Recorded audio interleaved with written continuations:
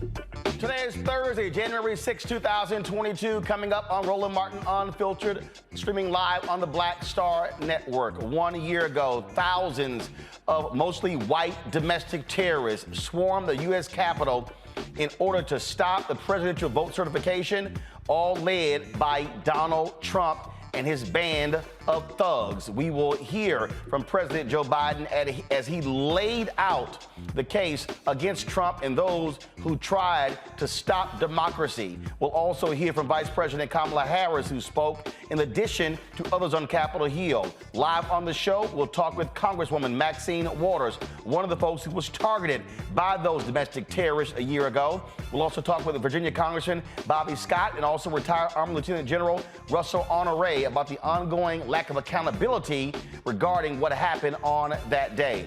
We'll talk about North Carolina, where there's a legal battle over the state's new congressional maps, where Republicans admitted using map experts, folks, map experts, in order to stop the democracy there. We'll talk with the North Carolina State Representative about that legal challenge in that state. Also, the first mayor of a city in Georgia incorporated in 2017 pleads guilty to federal fraud charges a day after resigning from office. Also, we will talk with, first of all, also the head of the Federal Bureau of Prisons has resigned after a tumultuous year.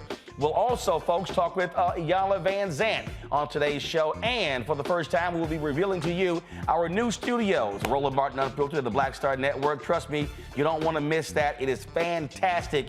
You're going to see all the things that we're now able to do in our new space right here on Black Lives Matter Plaza in the nation's capital. It is time to bring the funk on Roland Martin Unfiltered on the Black Star Network. Let's go.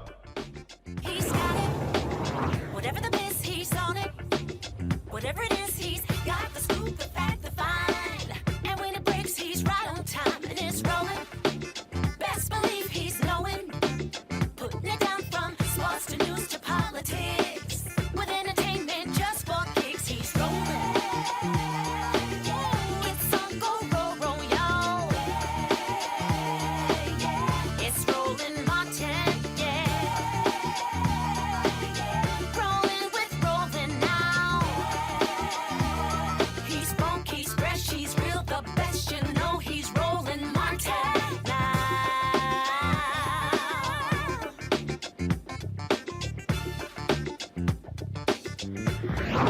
Martin. 1 year ago, mostly white domestic terrorists angry about President Joe Biden beating Donald Trump stormed the nation's capital, attacked Capitol Hill police officers, yelling racial epithets, targeting members of Congress. They wanted to attack them. There were folks with twist ties. They were sitting here attacking officers with flagpoles. Some were carrying the Confederate flag. They rifled through the offices of Speaker Nancy Pelosi. Also, we have yet to find out what happened to the button that was in the office of Congresswoman Ayanna Pressley as well. And also, how did they know where the private office was for Whip Congressman Jim Clyburn? Who were the Republicans that helped him on that particular day? Since January 6, 2021, Republicans in Congress have been trying to thwart Democrats from getting to the bottom of what actually took place. They have refused to participate in the select committee. What it shows is that Republicans are still angry that Biden beat Donald Trump, and they have, again, tried to stop democracy from moving forward. What has this resulted in? It's resulted, first of all, Donald Trump was impeached for a second time as a result of his efforts leading this. And Republicans have now put that coup d'etat into place by trying to take over secretaries of state, the folks who lead elections, the voter suppression bill. So don't think for a second that what happened on January 6, 2021 was stopped. No, they want to continue that without the violence. Folks, we're joined right now by two members of Congress who were in the Capitol that day.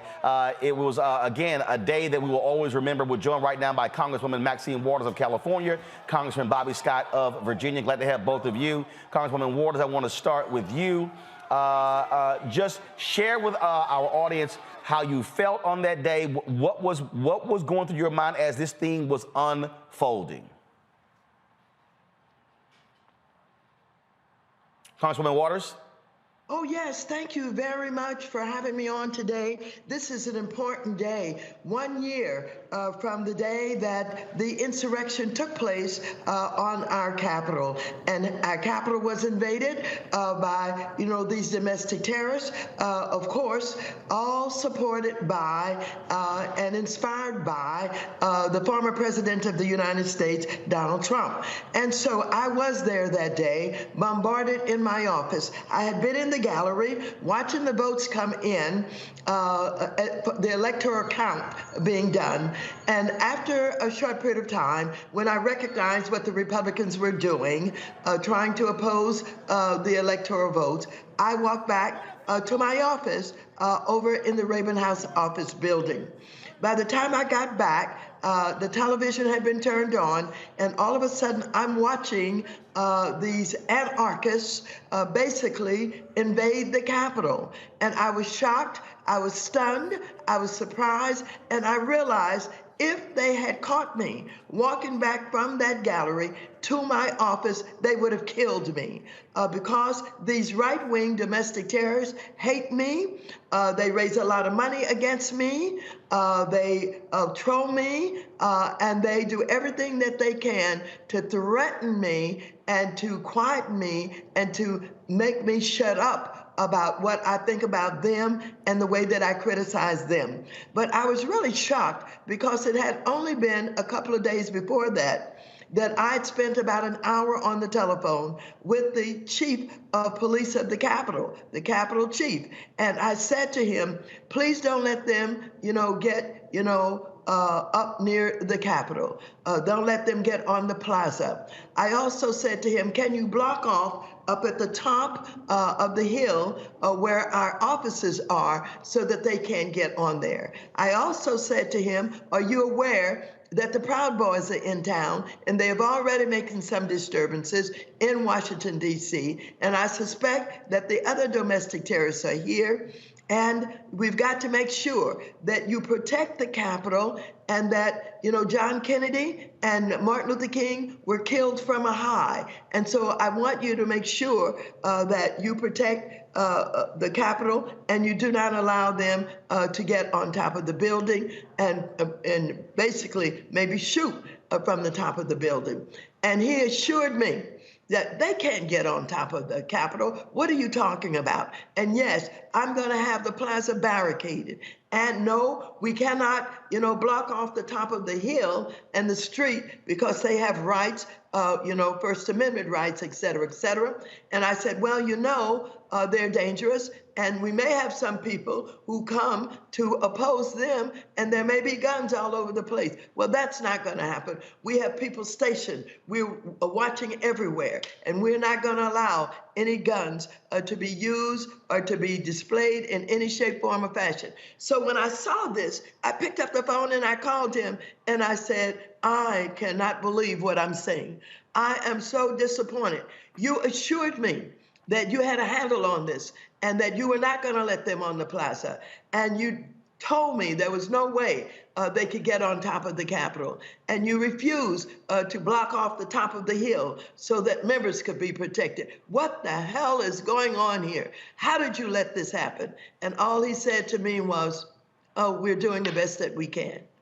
And I tell you, I was stunned because I was watching as the world was watching that an insurrection was taking place, that this president, who had promoted the big lie that the election for president had been a fraud, and trying to make people believe, as he's made his supporters believe, that Biden is not the real president, that he did not win it, that it had been a crooked election, and that in essence, he was the one. After everybody knew and understood what he was trying to do, even trying to convince Pence, his vice president, that he should undermine the electoral vote, he should not follow the Constitution, and he should use that in a way that the electoral votes would not be counted, and he believed, I think, that he could still remain to be the president of the United States. These terrorists were racist. They used racist language. They attacked the police. They killed. They murdered Capitol Police. Capitol Police committed suicide after this invasion. And so It is something that's recorded in history that nobody ever believed could happen, that the United States Capitol was invaded and a coup d'etat was attempted. And what Americans should be concerned about is what's going on now and the fact that we're all at risk and this democracy is being undermined, and that the President of the United States is aligned with and associated with the domestic terrorists, and he's working with his people as secretaries of states and city council people to come up with more laws, more procedures for voter suppression. He is undermining this democracy, which means that if this man is able to prevail, that everything that you understand and know what a democracy is about, whether we're talking about voting rights, whether we're talking about discrimination in public places, whether we're talking about undermining public education for people of color in particular, all of these things are part of the democracy and the way that we, as the government of the United States, have taken on the responsibility of ensuring that government resources are used to increase and improve the quality of life for the citizens of this country. We've fought discrimination. We have fought to make this democracy stronger, and we're all at risk, no matter what anybody else says, we're all at risk that this democracy will and could be undermined unless we form the kind of coalitions, do the kind of work, get on the street, campaign now, not wait until campaign time, get out in the supermarkets, keep a safe distance knowing that we have a pandemic, but get the coalition formed of all of those who want to save our democracy. Stand up against this attack on the democracy and the undermining of it, and get right in the faces of those who are disrespecting the Constitution, know and understand that all of those right-wing Republicans who claim to be so patriotic don't give a darn about the Constitution. And they've shown themselves, and many who are already elected and in the House of Representatives in particular are part of the planning that took place to cause this invasion. And so we're at a tough time in the history of this country, and we've got to be ready to fight, to stand up and to resist and hold on to a democracy that we in particular, Black people, have played such a part in strengthening and making it a better place and still have work to do. Congresswoman Maxine Waters, I appreciate you joining us on this day. Thank you. Congressman Bobby Scott, I want to go to you. This was a tweet sent out today by conservative radio host Hugh Hewitt. If you turn on cable news today and the channel is going wall to wall with 1/6 coverage, no, you are not watching a news station. I opened my show with a fact-based summary of 1/6, but 75% of show is devoted to Chicago public schools, by far the most important news story of today. Congressman Scott, that's beyond laughable. First of all, I spent 6 years in Chicago. What's happening there is a Chicago story. It's not affecting the country. What happened 1 year ago today, that was an international story and with international implications. Well, thank you, Roland. It's nice to be with you. Nobody can tell it better than Maxine Waters. What we had last year was an attempt to overturn the election. The Republicans have had a national strategy and campaign to sabotage the vote, to undermine the vote with voter suppression. It's been a national campaign. But this time, they actually went to try to overturn the election, and they came with the dedication and violence to do whatever it took to stop the counting of the votes. It was an out-of-control, murderous mob. Thankfully, and if you look at the timelines, it was only moments. They were only moments from overriding members of Congress and possibly murdering many members of Congress. The challenge now is to for the committee, the January 6th committee, to continue doing its job. They're doing everything they can to try to avoid answering questions, but there's evidence now that this was planned. This wasn't something spur of the moment. It was planned. Everybody wasn't in on the planning, but it was planned that they would go in and go into the Capitol and do what it took to overturn the election. And if they're not held accountable for last year, you only wonder what will happen in the next presidential election. Now, the challenge we have, quite frankly, Roland, is that this thing is so outrageous. The fact that they came in with a murderous mob to try to take over the Capitol and upset the vote and overturn the election, that people really, people can't really believe that. No, they didn't really mean that. And that's why this committee is so important, to get the facts.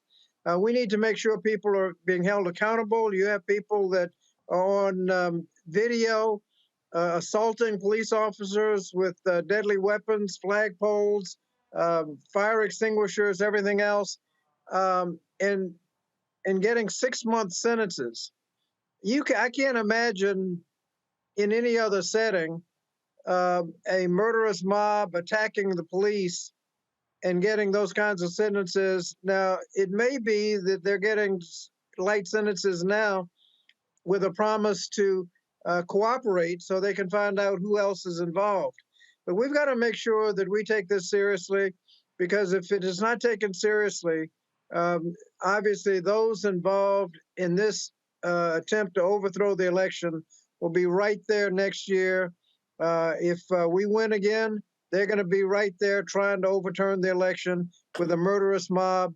And if they weren't held accountable this time, they will not. They will think they can get away with it next time. We need to make sure that we're right there, and we need to keep talking about it. And yeah, they'd like to talk about anything else other than the fact that Republican-led insurrection failed. We continued the count that night, but they came extremely close in overturning the election.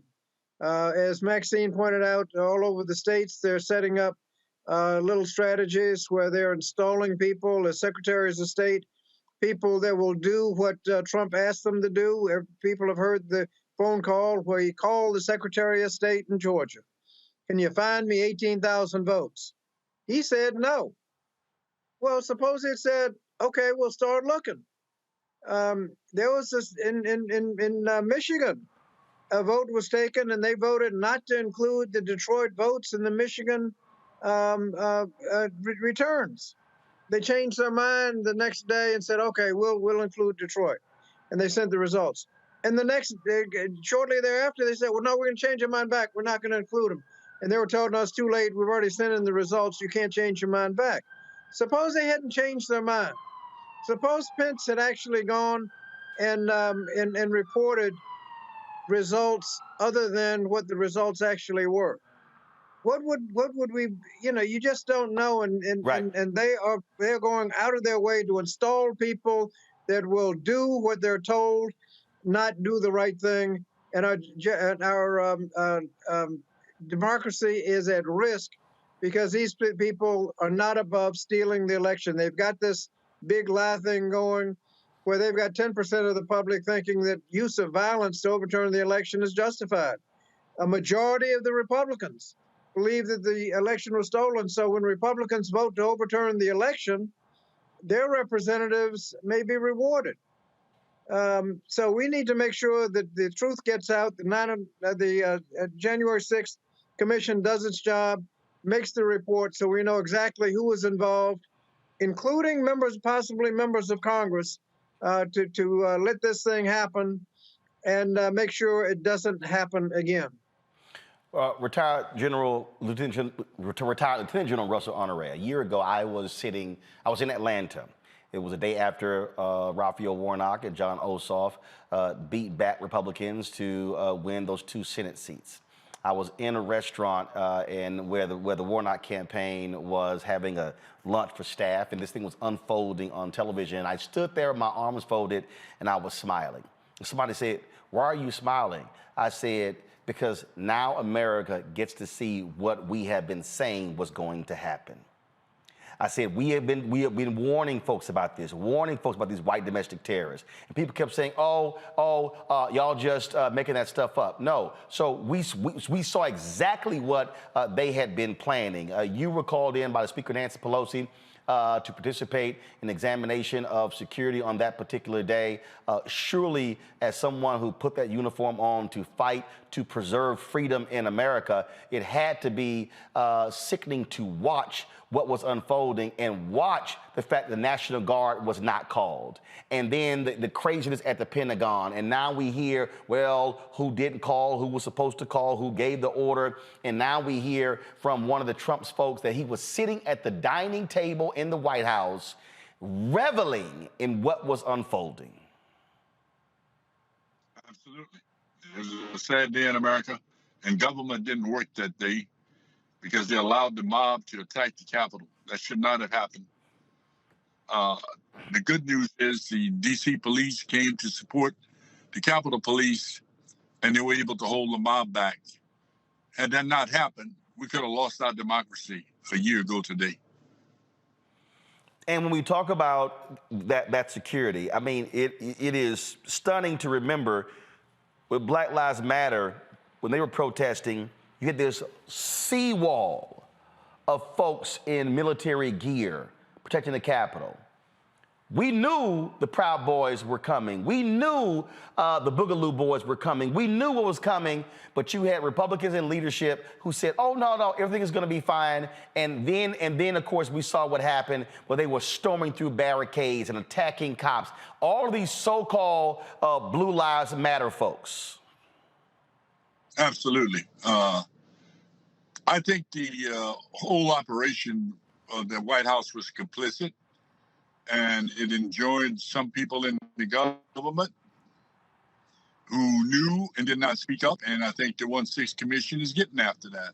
The truth has to come out. Who knew what when?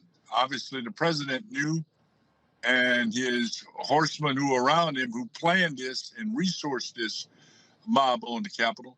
But this must be addressed, and the 1-6 need to have a parallel investigation going on by the Department of Justice to get at the leaders. The FBI is going after the ground troops, but it's time for the Justice Department to go after the leaders who planned this mob and insurrection, almost overthrowing our government. This is very serious.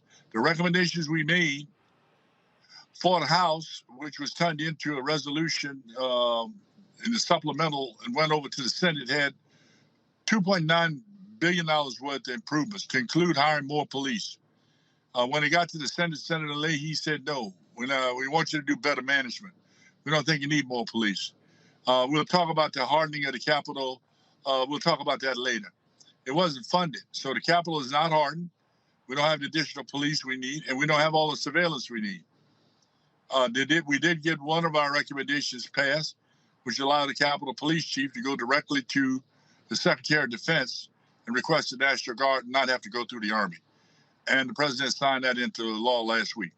We did get some more resources for intelligence, but that's about it. The Capitol Police is still operating on overtime. They need more officers. They're over 300 short. That problem could be solved just like we did after 9/11. We put over 200 National Guards at the Capitol after 9/11 for 2 years, done under George Bush. Why haven't we done this today? I don't know. We made that recommendation to them about having National Guard stand by. Senator Leahy and the Senate didn't want that. They didn't want a quick reaction force. But they could assign National Guardmen full-time to the Capitol until he can build his force up and get enough people to run it in uniform. He's short people, and he needs more people. You need at least 400 more officers besides the 300 he's short. It is amazing to listen to General Honore lay those things out, Congresswoman Waters, and just to think about the fact that these folks have not given up.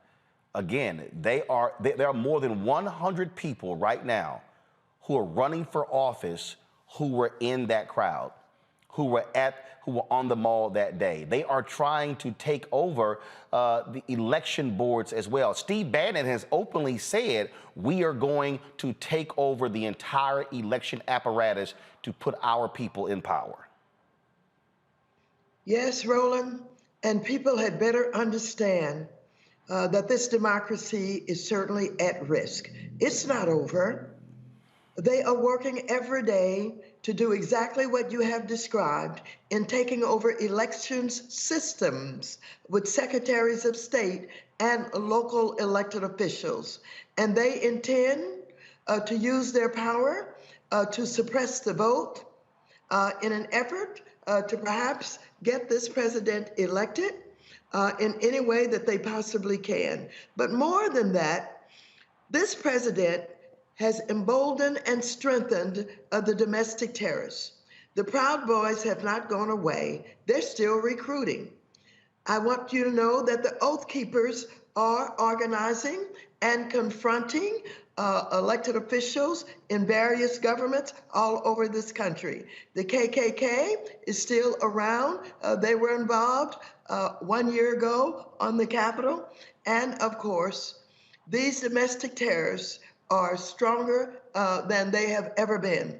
For those people who say that they think that the democracy is not at risk, I don't agree with them. For those people who say the democracy is stronger than ever, I want, of course, Americans to feel safe and secure. But the only way to do that is to have a broad coalition of everybody that we can bring into it, who understands the threat to the democracy, whether we're talking about civil rights groups, we're talking about the religious community, we're talking about the healthcare community, we're talking about the education community, we're talking about nonprofits, we're talking about people that's involved in nonprofits who care about housing and all the other issues that have become a part of this democracy where we're trying to make life better for all of our citizens. Come together and confront what is happening in this country, led still by Donald Trump, and confront the domestic terrorists and make sure that we get the information that we need. I'm worried even about our Attorney General, and I'm going to work to find out more about why there's some resistance to making the president's papers known and public, which will help to identify what role he may have played in all of this. And as I understand it today, our Attorney General is saying that if they reveal the president's papers, that somehow this will put the country at risk. And I want to know what could be putting the country more at risk than this people, these domestic terrorists who attempted a coup d'etat on our government. And so I am going to be raising questions, and I'm going to be finding out why it is we cannot get the president's papers and make public what we find out about him and his involvement in this coup d'etat that was attempted. So we need a war room, and our war room must be a war room about protecting the democracy and about making sure that we do not ever have again the kind of insurrection that took place, and that we are more prepared, we have more people who understand, and that we are going to not allow the democracy to be undermined. We've worked too hard. Many sacrifices have been made in order to strengthen the democracy, and we still have work to do.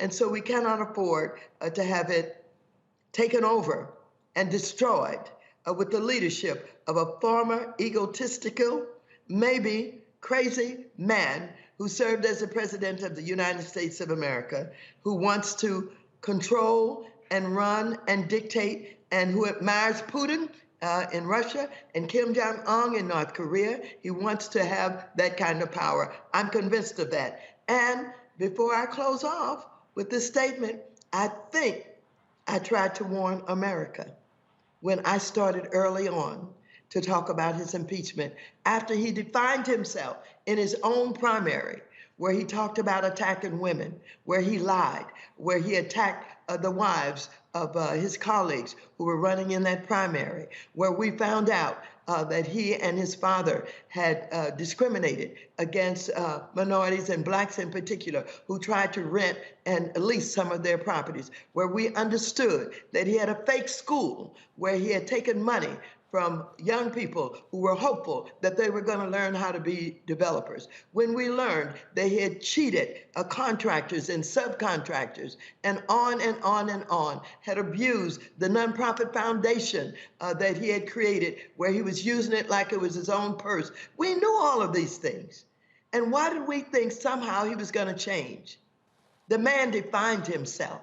We missed it. And when we finally went after him, we went after him in ways that did not really attack what he was developing, working with Russia, and what they had done in the past in the way that they had handled his campaign.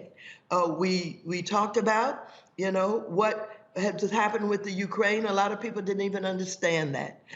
We talked about it in a way that people didn't get it, that he was dangerous. But now they know. And I don't care what those Republicans on the other side are not willing to admit. The world saw what happened. Some of them have to be exposed because some of them were involved in the planning. Some of them are supporters of QAnon and, the Oath Keepers and all of these domestic terrorists. And now they're in the House of Representatives, and they're there and they're destructive in the way that they're using the honor that they've been given to serve. And so, Democrats and those who love the democracy, we've got to form this strong coalition and protect all of the rights that we have developed. We've got to make sure that the resources of government will help not only strengthen the democracy, but help people with a decent quality of life. All of this will be undermined if we allow these insurrectionists to take over our government. Congresswoman Maxine Waters, I certainly appreciate it. Thank you so very much. Congressman Bobby Scott, your final comments. Well, but let me just say before you say that General Honore, thank you so much for your leadership. We love you, and we love what you had advised, and we have to do everything that we can to get what you have told us we need in order to protect the Capitol. And I just had to say that, Bobby. Thank you very much.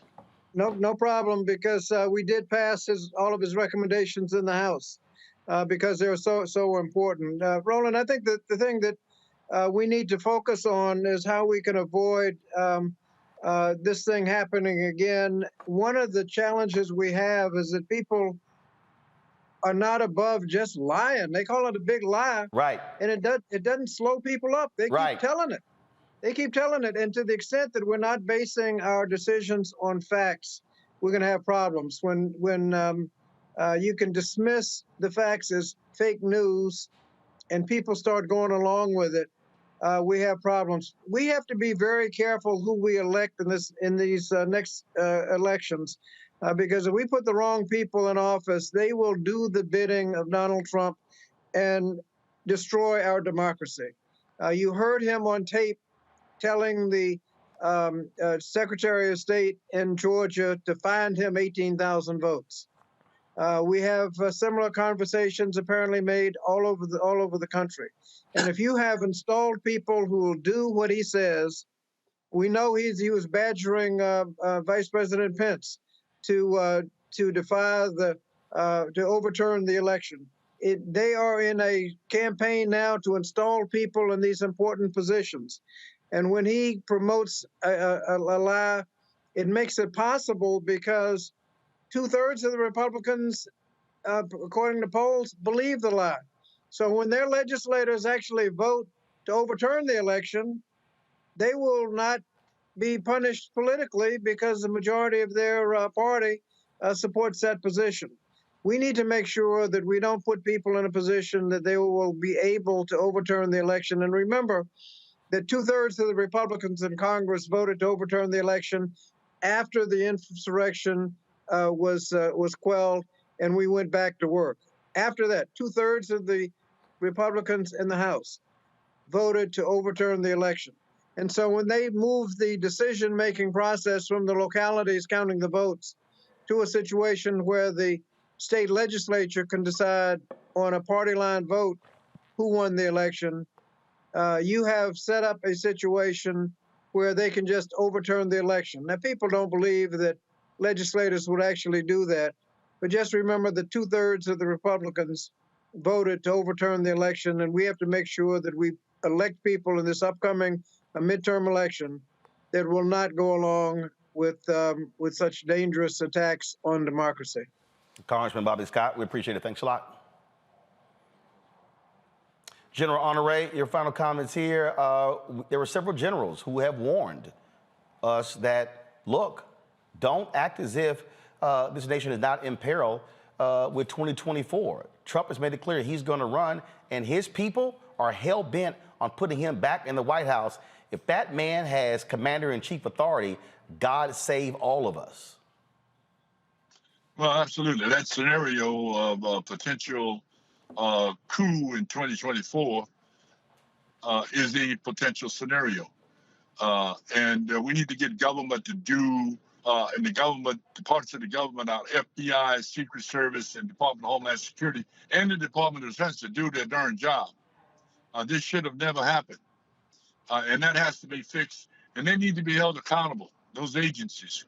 You know, the Secretary of Homeland Security was in Middle East on a farewell tour on the day the Capitol was attacked. That's a shame. The Department of Defense were waiting for somebody to ask him to send troops over to defend the Capitol. That's a damn shame. That should have never happened. And I'm honored to be here today with Representative Waters and Scott discussing this with you. They know what has to happen in the heartland of the country. Inside the Capitol, bring in the National Guard. Increase the retirement pay for the Capitol Police. They make $6,000 less than the Park Police. That will do a lot to improve their morale. In the meantime, bring 300 or 400 National Guardsmen in. We did it after 9/11. Put them there for the next 2 years. Everybody's predictable until we can get the additional police hired. God bless America. God bless our democracy. Every generation has to defend this democracy. In the last 100 years, we fought 2 world wars over defending democracies and creating them other places. This generation must fight to save the democracy in America. God bless America. General Honore, we still appreciate it. Thanks a lot. President Joe Biden spoke frankly and directly for 20 minutes today in Congress. This is a portion of what he had to say. My fellow Americans, in life there's truth, and tragically there are lies. Lies conceived and spread for profit and power. We must be absolutely clear about what is true and what is a lie. And here's the truth. The former President of the United States of America has created and spread a web of lies about the 2020 election. He's done so because he values power over principle, because he sees his own interest as more important than his country's interest, than America's interest, and because his bruised ego matters more to him than our democracy or our Constitution.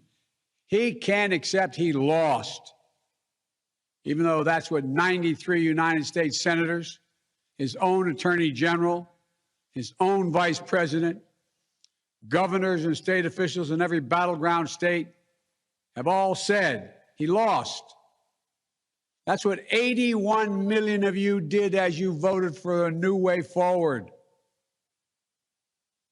He has done what no president in American history, the history of this country, has ever done. He refused to accept the results of an election and the will of the American people.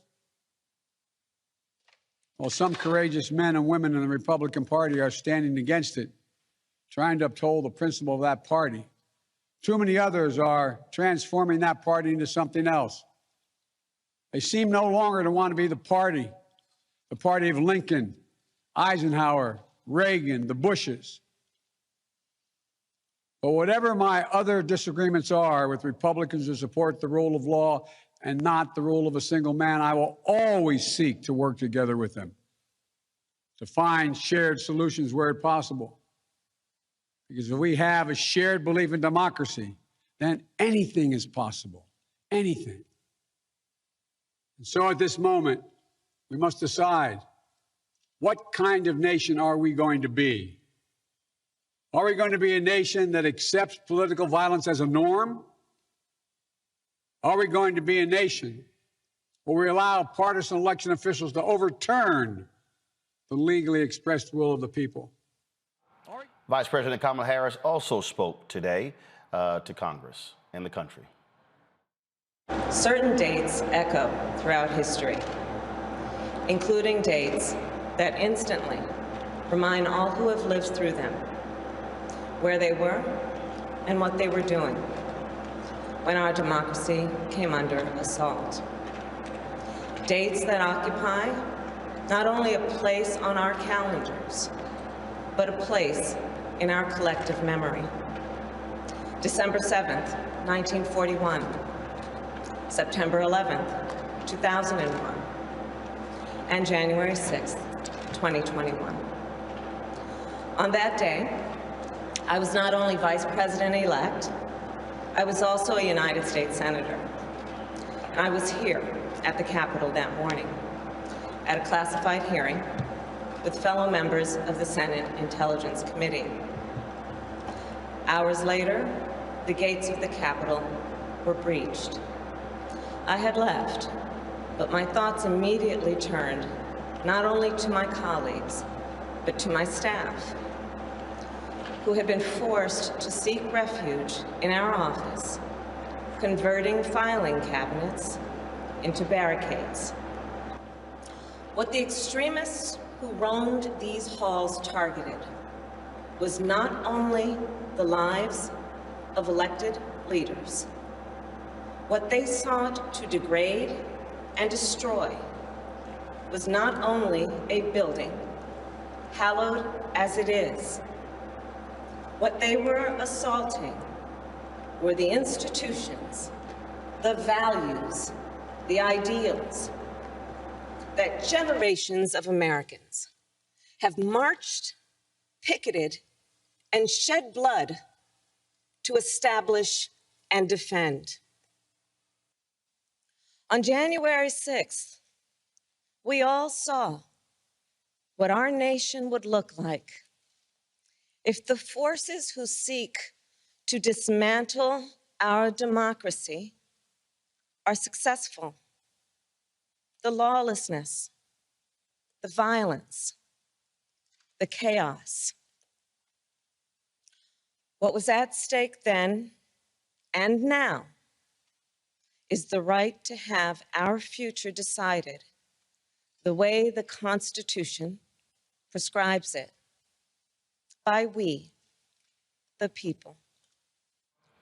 Let's go to our panel. Joining us right now is Greg Carr, Department of Afro-American Studies, Howard University, Reese Colbert, founder of Black Women Views, also Mustafa Santiago Ali, Faraji Muhammad, radio and TV host. Glad to have all three of you here. Reese, here's what I find to be real interesting. This is Mediaite just posted this story. Megyn Kelly, go to my iPad. Megyn Kelly is sick of media coverage of January 6th. MSNBC and CNN are trying to inflate their ratings. I saw a tweet earlier from Eric Erickson where he said, this is the progressive Festivus. All of these folks are acting as if this was, just no big deal. And like, you can't compare this to 9/11. In fact, Megyn McCain, I get all the Megans mixed up. They all the same to me. Megan's Karen. Yeah, they all the same. So she decided to send a tweet out blasting Vice President Kamala Harris. You're going to love this one here. Go to my iPad. This is what, so it said, just in, Kamala Harris equates January 6th to Pearl Harbor and 9/11. That came from disclosed.tv. First of all, they should see Vice President Kamala Harris. But Megyn McCain goes, this is really wildly disrespectful to veterans. And I'm like, really? I thought veterans fought for the freedom of America. Wasn't that what these fools were trying to stop on January 6th? It's amazing how they just trying to just dismiss, like, no one really died. So like Ashley Babbitt was shot and killed, but other people, the cops, it was natural causes. So why are y'all making a big deal out of this? Well, I mean, it's what Republicans always do. They try to deflect. They try to change the narrative. These are the same people that were hysterical over CRT being taught in schools, which it's not. The same people that were talking about these migrant caravans for months on end. These people are always up in arms about something or another every damn day. So they're completely full of shit to try to lecture the rest of the same country for rightfully taking a moment to commemorate something that was really an attack, an unprecedented attack in terms of what we've seen in that specific building, the Capitol, on our democracy. My position is that we have to go beyond commemorating a specific day and really acknowledge that our democracy is under assault every day. I was happy to see Vice President Kamala Harris call out misinformation. I think misinformation and disinformation is one of the greatest threats, not just to democracy, but to our society. That's why we can't even have a reasonable discussion where we all agree on the same set of facts when it comes to coronavirus, when it comes to vaccines, and so on and so forth. And so we have a lot of fights a lot of fronts in which we're fighting just to maintain some semblance of a country, of a we, the people. But in terms of any notion that there's an overreaction, I would argue that there's an underreaction to today's events and to what it means. And so I just think that Republicans, they're masters at trying to change the subject. They weren't successful today. They'll probably be successful tomorrow and turning the page. But today, there was a time where it was rightfully, marked in terms of how just absolutely appalling it was. But I argue that every day is an abomination because every day we are seeing more and more assaults on the rule of law. And more importantly for me, or more specifically for me, the citizenship of Black citizens. We're going to talk about gerrymandering, what's happening down in Florida with Ron DeSantis, who's disenfranchised Black voters in 3 districts. And across the country, there are so many ways where they're trying to enshrine second-class citizenship for Black Americans. And we are not adequately fighting against that. And that's my bigger concern, as well as, like I said, misinformation, disinformation, how we aren't even equipped with the tools to even have a discussion about it. Faraji, Dean Cain, who plays Superman on some TV show, he was like, well, how do you call this an insurrection when not one person has been charged with an insurrection? And so I blasted him, and a bunch of his idiot followers have been trying to come at me. And I'm like, first of all, you MAGA maggots need to be quiet. I said, we know exactly what happened. We saw it with our own eyes. And they're like, well, no, you didn't see what you saw. Oh, okay, I didn't see what I saw. That's literally what these folks want us to think. No, you didn't see what you saw. Someone even said, show us the 14,000 hours of unreleased video. I'm going, really? You think that's gonna tell the walk in the park y'all want to describe? Stop. No, and see, that's the whole problem with this whole situation. I mean, the president even saying that we need to basically tell the truth about what happened on this day 1 year ago. And we have to tell the truth. I mean, we saw people scaling the walls of the Capitol. It was just very simple. Taking down the American flag, raising the Trump flag. Raising the Trump flag. I mean, you're scaling the walls of the Capitol. So that just says enough as it is. So, that picture has been circulated worldwide. But even if we look at this situation, look, here's what I don't want us to get into the space of thinking. That democracy is so strong and so robust right now that nothing like this can ever happen again. Folks, I'm telling you, there is a real problem in the country. We can talk about all of the other things that are happening, but I think this is really at the top of the list for a lot of people, and should be. Democracy is failing in America. Democracy is failing in America. And let me just say this.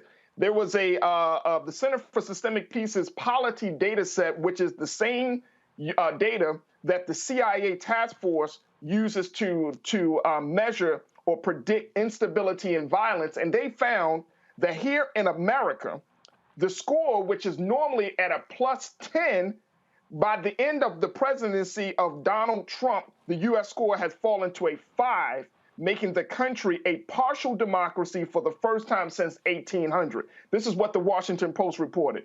And one of the political scientists said, we are no longer the world's oldest continuous democracy. That honor is now being held by Switzerland, New Zealand, and then Canada. So when you're looking at, we have over 5 years, we have fallen 5 points in a situation like this.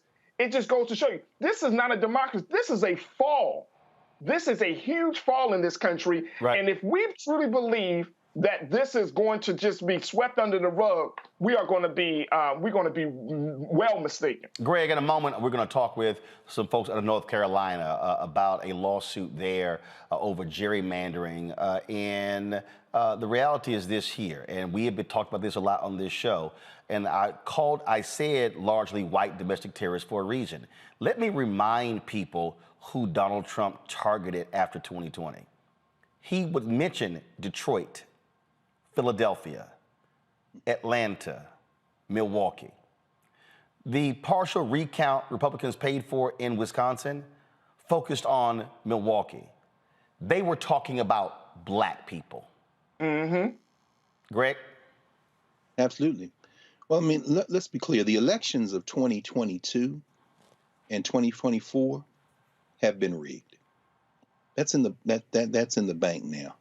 The only way you can unrig them now is to look at those 19 states and 34 laws that have been passed since the white riot of January 1st, 2021, and pass federal legislation. And that's not going to happen in part because, and the President of the United States basically said that today, we heard it, he, along with a lot of other delusional people in this country, have a desperate faith in the country's institutions. But they are missing the point. I want to credit the white nationalists of this country because they joined their brethren all around the world in remaining focused. There's no country. Yeah, Faraj, I'm glad you quoted that, brother. There's a new book by Canadian author Stephen Marsh I'm looking at right now called The Next Civil War. And he interviewed all these scholars and military folk, and he comes to a very basic conclusion. Only the inciting events are impending in this. The crisis has been here for some time. And there's only one question, it seems to me. The first question we should ask ourselves is, what are the ways that people exert pressure on the political and sovereign decision-making process? We seem to think that voting will do it. Well, they've already undergirded voting. He would have found those votes. You see what they did to the Secretary of State in Georgia. We know that. The Vice President of the United States was in the Democratic National Committee headquarters, and a pipe bomb was outside. They had to evacuate her on January the 6th, Vice President Harris. And today, in the world of white nationalism, Piers Morgan and Candace Owens got into a little slap fight because Candace Owens accused the FBI of facilitating planting the pipe bomb there. So this isn't even about white skin and black skin. This is about white nationalism understanding that they don't have a United States. They didn't replace the American flag with the Trump flag. They're the same flag. Ashley Babbitt's mother was on the steps of the Capitol today defending her daughter, saying she was just exercising her First Amendment rights, while them two nuts, Marjorie Taylor Greene and Matt Gaetz, were inside on the only thing that they had on the Capitol dome today that the White Nationalist Party did. They were in there defending what happened on January the 6th, and then went on Steve Bannon's show, which has been put off of Spotify, even though Apple and them still carry it, seen as one of the most racist and misinformation spreading shows out there in the podcast universe, for a whole hour talking about the January 6th distraction. And this is what's very clear. Trump's having a Klan rally on the 15th of January only because his quote-unquote supporters convinced him not to have it today. And he was on Glenn Beck last night talking about, and the name of the conversation was the 1-6 distraction. See, they don't care about a country. They care about power. Joe Biden was right about that. But Joe Biden is mistaken, as is everyone, including, quite frankly, General Honore, because General Honore wasn't the only general advocating, saying we need to ramp up security. No, there is enough security.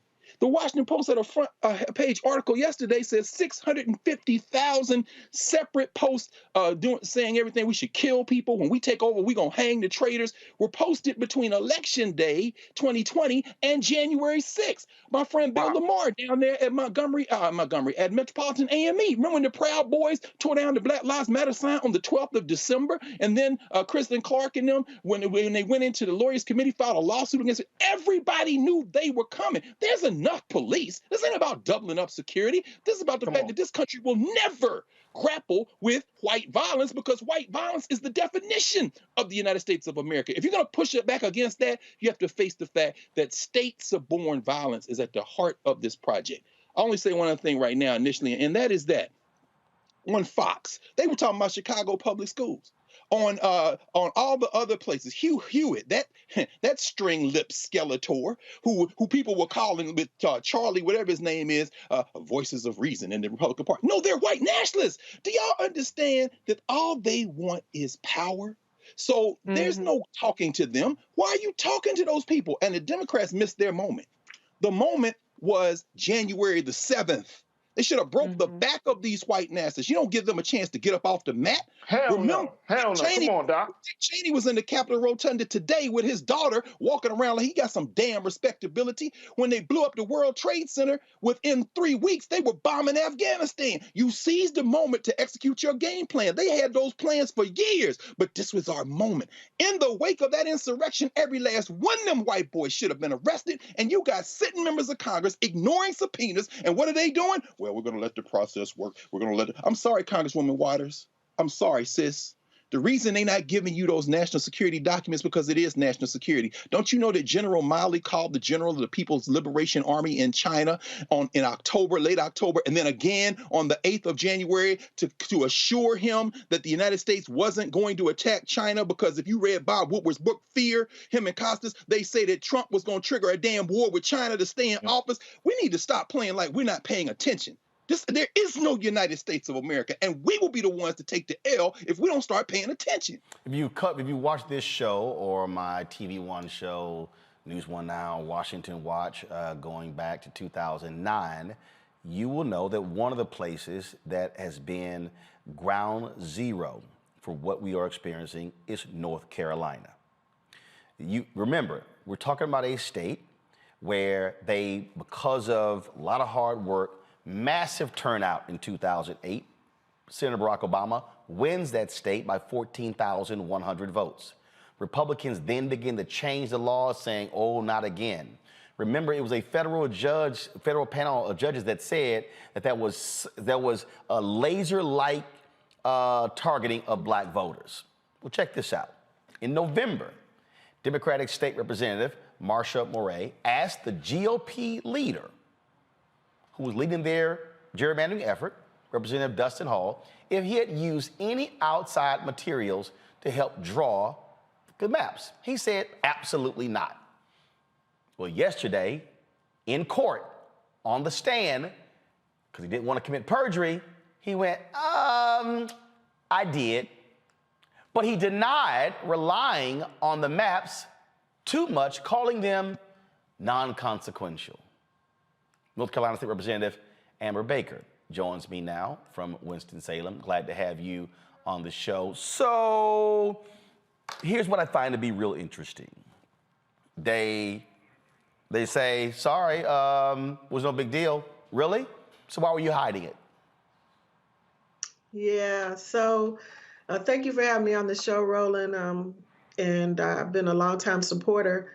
And as a first-term legislator who is very astute to what has been happening in North Carolina over the years, which is one of the reasons that I chose to run for election, the whole process, we asked for transparency throughout the entire the process. The Democrats were not a part of the actual drawing of the maps, even though we repeatedly asked to be included.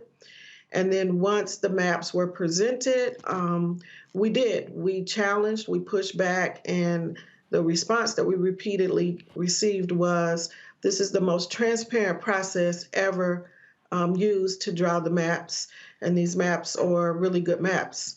And so our reply to that was, simply because you say the maps are good maps, even though we see that these maps will disproportionately favor the Republican Party, we were left with no other choice but to use the legal process in order to get maps that allow our constituents to vote for the candidates that they want. And so that is what we're dealing with down here. Allison Riggs is the chief voting rights attorney at the Southern Coalition for Social Justice out of Chapel Hill. And Allison, I got to tell you, there's nothing that comes out of the mouth in Republicans in North Carolina that I trust. They have been doing everything they can to undermine democracy in that state, targeting of black voters, shutting down early voting, limiting it to just one location. And not only that, when I think about, they were so incensed when Democrats took control of the Supreme Court, they literally tried to strip the power of the Supreme Court and give it to the lower court where they had a majority of the court. I mean, they are hell-bent on destroying democracy, and that's really what this lawsuit is about. That's right. Our democracy doesn't work if voters can't affect political outcomes. And the case that we brought just a little over a month ago, the maps were passed in November, the lawsuits filed immediately. The case that we brought is about the fact that this legislature cannot act legally, apparently, and that partisan gerrymandering and racial discrimination are intertwined. They act in concert to deprive voters of the ability to elect their candidates of choice. I cross-examined Chairman Destin Hall yesterday. He misled the public. He misled his fellow members. And if you are dishonest about the process by which you draw the maps, I certainly expect that and think that it's a reasonable inference that you are dishonest about the impact that these maps will have on voters, particularly black voters. And his own expert witness admitted that black crossover districts were destroyed, would absolutely not perform. These maps are terrible for black voters and terrible for North Carolinians writ large because they are completely unresponsive to the will of voters. And the reason, Allison, y'all have been effective to a certain degree in North Carolina is because by targeting the racial gerrymandering, you were able to get the courts to agree. When this decision went to the Supreme Court, when they said, oh, we can't get involved in political gerrymandering, kick it back to the states. Well, the problem is, if the state Supreme Court has been gerrymandered, hell, you're screwed. That's right. And I actually argued that case in the U.S. Supreme Court and made the argument that a patchwork system of justice is no system of justice at all. You shouldn't be able to be guaranteed a meaningful vote based on what state you live in, which is all the more reason we need the Freedom to Vote Act passed so that federal elections are meaningfully regulated in the way that ensures that gerrymandering is finally put to an end and our votes mean something. The thing here that when we talk about this, Representative Baker, and the reason I keep saying North Carolina is the test case, because if you look at what happens around the country, they tried it there and then it hopped to other states. And that's the piece, because North Carolina is a state where you have more registered Democrats, but then you have Republicans who are dominating across the board. They were angry that Cooper became the governor, and then all of a sudden, then they changed the rules and he couldn't appoint these people. And so the legislature in North Carolina, by stripping power from the governor and from other offices, we've seen that happen in Wisconsin, when you have a Democratic governor there after a Republican governor. We see it happen in other states. And so that's why what happens in North Carolina is so critical, because Republicans are scared to death that North Carolina potentially could be the next Virginia, where it's no longer a solid red state, it's very much a purple trending blue state. Yeah, and so, you know, when you look at the statistics of who votes in North Carolina, it is about 50-50, Republican and Democrats.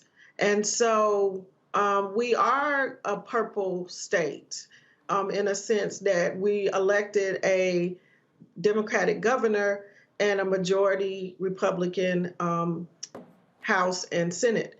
So it is important for us to understand that of those 14 districts that are available, the way the maps have been drawn, 10 or 11 of them have been drawn to favor 10 or 11 of the 14 seats to the Republicans, with 3 or 4 remaining for the Democrats. So the way that the maps have been drawn, that even with a massive turnout, there is going to be no chance that a Democrat majority could be held in either the House or the North Carolina House or Senate. And that is by design. It is really clear that our voters will vote when they are given a choice, as demonstrated in electing Governor Cooper not once but twice. And they will reject what they consider to be a poor candidate when given that choice. Allison, that particular point is the most critical thing, and that is by gerrymandering it this way, they are saying, oh, it don't matter what your Democratic turnout is, we will guarantee we will always be in power. That's exactly what Wisconsin has been doing. And there, they again, surgical precision, using algorithms. They were so dastardly there, and what they did was Republicans had to sign a statement saying you would not divulge what these maps look like. They went into a private room to look at the maps, and I forgot the guy who died. He was, his daughter, of course, who got his laptop and revealed the documents, and they were doing this all across the country, how they were using the algorithms to extract voters and moving 2,000 or 3,000 here and there to guarantee they will have majority legislatures to control policymaking. The man you're talking about was Tom Hoffler, and he perfected the art of gerrymandering. And it is a never-ending battle to try and to put the toothpaste back in the tube on that front. The way in which maps can be artfully constructed to be absolutely immune to the voices of voters. If North Carolina went 55% Democratic in the state, it wouldn't gain a supermajority in any chamber or in Congress. Wow. That's impressive. I mean, that's an impressive gerrymander. It is devastating for democracy. Absolutely stunning. Well, look, we're going to keep watching this case. Again, it is, look, every show that I've had, I've spent a lot of time talking about North Carolina. I've actually had to go to North Carolina on these issues. We're going to be looking at what happens in this critical U.S. Senate race that's happening there with Sherry Beasley on the Democratic side, waiting to find out who's a Republican challenger. And so good luck in this case. Hopefully you prevail. And Roland, can I just add this too? If you don't think that elections have consequences, just remember that Chief Justice Beasley lost by 400 votes. Yep. Right. And so with this decision now in the hands of the 3-panel judges, ultimately it will be Chief Justice Newby that will make the decision concerning how these things go. So if we don't believe that voting has consequences, this is one where 401 votes would have made a difference in terms of how this decision would have been heard. Representative Amber Baker, Allison Riggs, I appreciate it. Thanks a lot. Thank you. See, this is the point here, Faraja, that I keep making on the show, where I keep trying to tell these people, and they keep saying, oh, you keep bringing up voting, man, this stuff don't matter. These folks are not playing. No. They know, they know if they control the legislature and they control the state Supreme Court and they control, or fine, elect a Democratic governor, then we control the laws, and then when you sue, it goes to the courts, we control that, and they're going to declare it constitutional. And so for all these people who are Roland, you sitting here trying to tell us support Democrats, all right, fine. Who your ass want to support? Because here's the deal. We know what they going to do. And they don't give a damn about nothing we care about. Now what you want to do next? I mean, that's the big question right there. And you know what, Brother Roland, I'm really at this point, and I just joined it when I was just saying this in a YouTube chat. Look, I think it's time for us to even take in this moment of transition within this democratic structure that we have. We can reimagine it, we can strive to reform it, but we also need to create some radical political discourse. As Saul Alinsky said, we need to create some radical political discourse that's going to lead us to some real power. Why not create another, political party that is in the better interest of the American people, especially black people in this country? You could create you could create another party, but again, I'm using the last major party that was created was the Reform Party. Ross Perot. Right. One person got elected on the state level, Jesse Ventura. Right. That's it. Right. But look at what that was because Ross Perot was a major billionaire. Right. But look at what the Tea Party did. No, the Tea Party is not a party. Those are Republicans. No. I'm not saying that they're a party. I'm just saying the level of influence. No. Hold on. But see, but language matters. You said we have to create a third party. The Tea Party is not a third party. Those are Republicans. Yeah, exactly. But my point is, if they can create a separate situation, and like I said, we can put it, we don't have to make it just do the same thing as the Tea Party. Right. No, that's what I'm saying. What I'm saying is you can't call it a third party because they're not an actual third party. They are Republicans. I got you. But I'm saying, though, Brother Roland, is that there has to be an alternative to what we're seeing today. It can't just be Democrat and Republican for the next 20 years. But that's what it is. But that's what it is. I'm saying, if we want to, like I said, if we want to make some radical, progressive changes, why not put some interest? And look, here's where I stand on it. You can, okay, but listen to what you just said, and I need you to understand what you just said. And I'm gonna bring Reese in here. When you say radical progressive, what state are you talking about? Here's the reality. Here's the reality. Outside of Pittsburgh and Philadelphia in the suburbs, Pennsylvania, Alabama. Outside of Detroit and Flint and a couple other places, Michigan is Alabama. So the problem that we're talking about here is that this is a land issue. You're having white rural interests that are having outside undue influence on the political process because your progressive voices are largely in major cities. The problem is, if you're in North Carolina, outside of Mecklenburg County, outside of Raleigh-Durham, rural. And those are white folks. Texas, rural. You could talk about Harris County, Dallas County, Bexar County, Travis County, boom, rural. Georgia, rural. So we look at these large population centers as huge numbers of votes. When you add up 3,000, 5,000, 8,000, 10,000, 20,000, 15,000, 10,000, they overwhelm the city numbers. So it's also now a land issue. And so, I'm agreeing with you on creating that, but the problem is that's not going to solve your problem when, and I'm going to bring you in, when they have the ability to control the politics because of the rural dynamics. Absolutely. I mean, the bottom line is that Republican voters don't have to be big to participate. They don't have to be big to be patient. They have been waiting for Roe v. Wade to be overturned for decades, and they still vote on Roe v. Wade every single election. On our side, we have a magic wand syndrome. I think I said it last week. We have a short attention span. We have a why isn't everything fixed yesterday?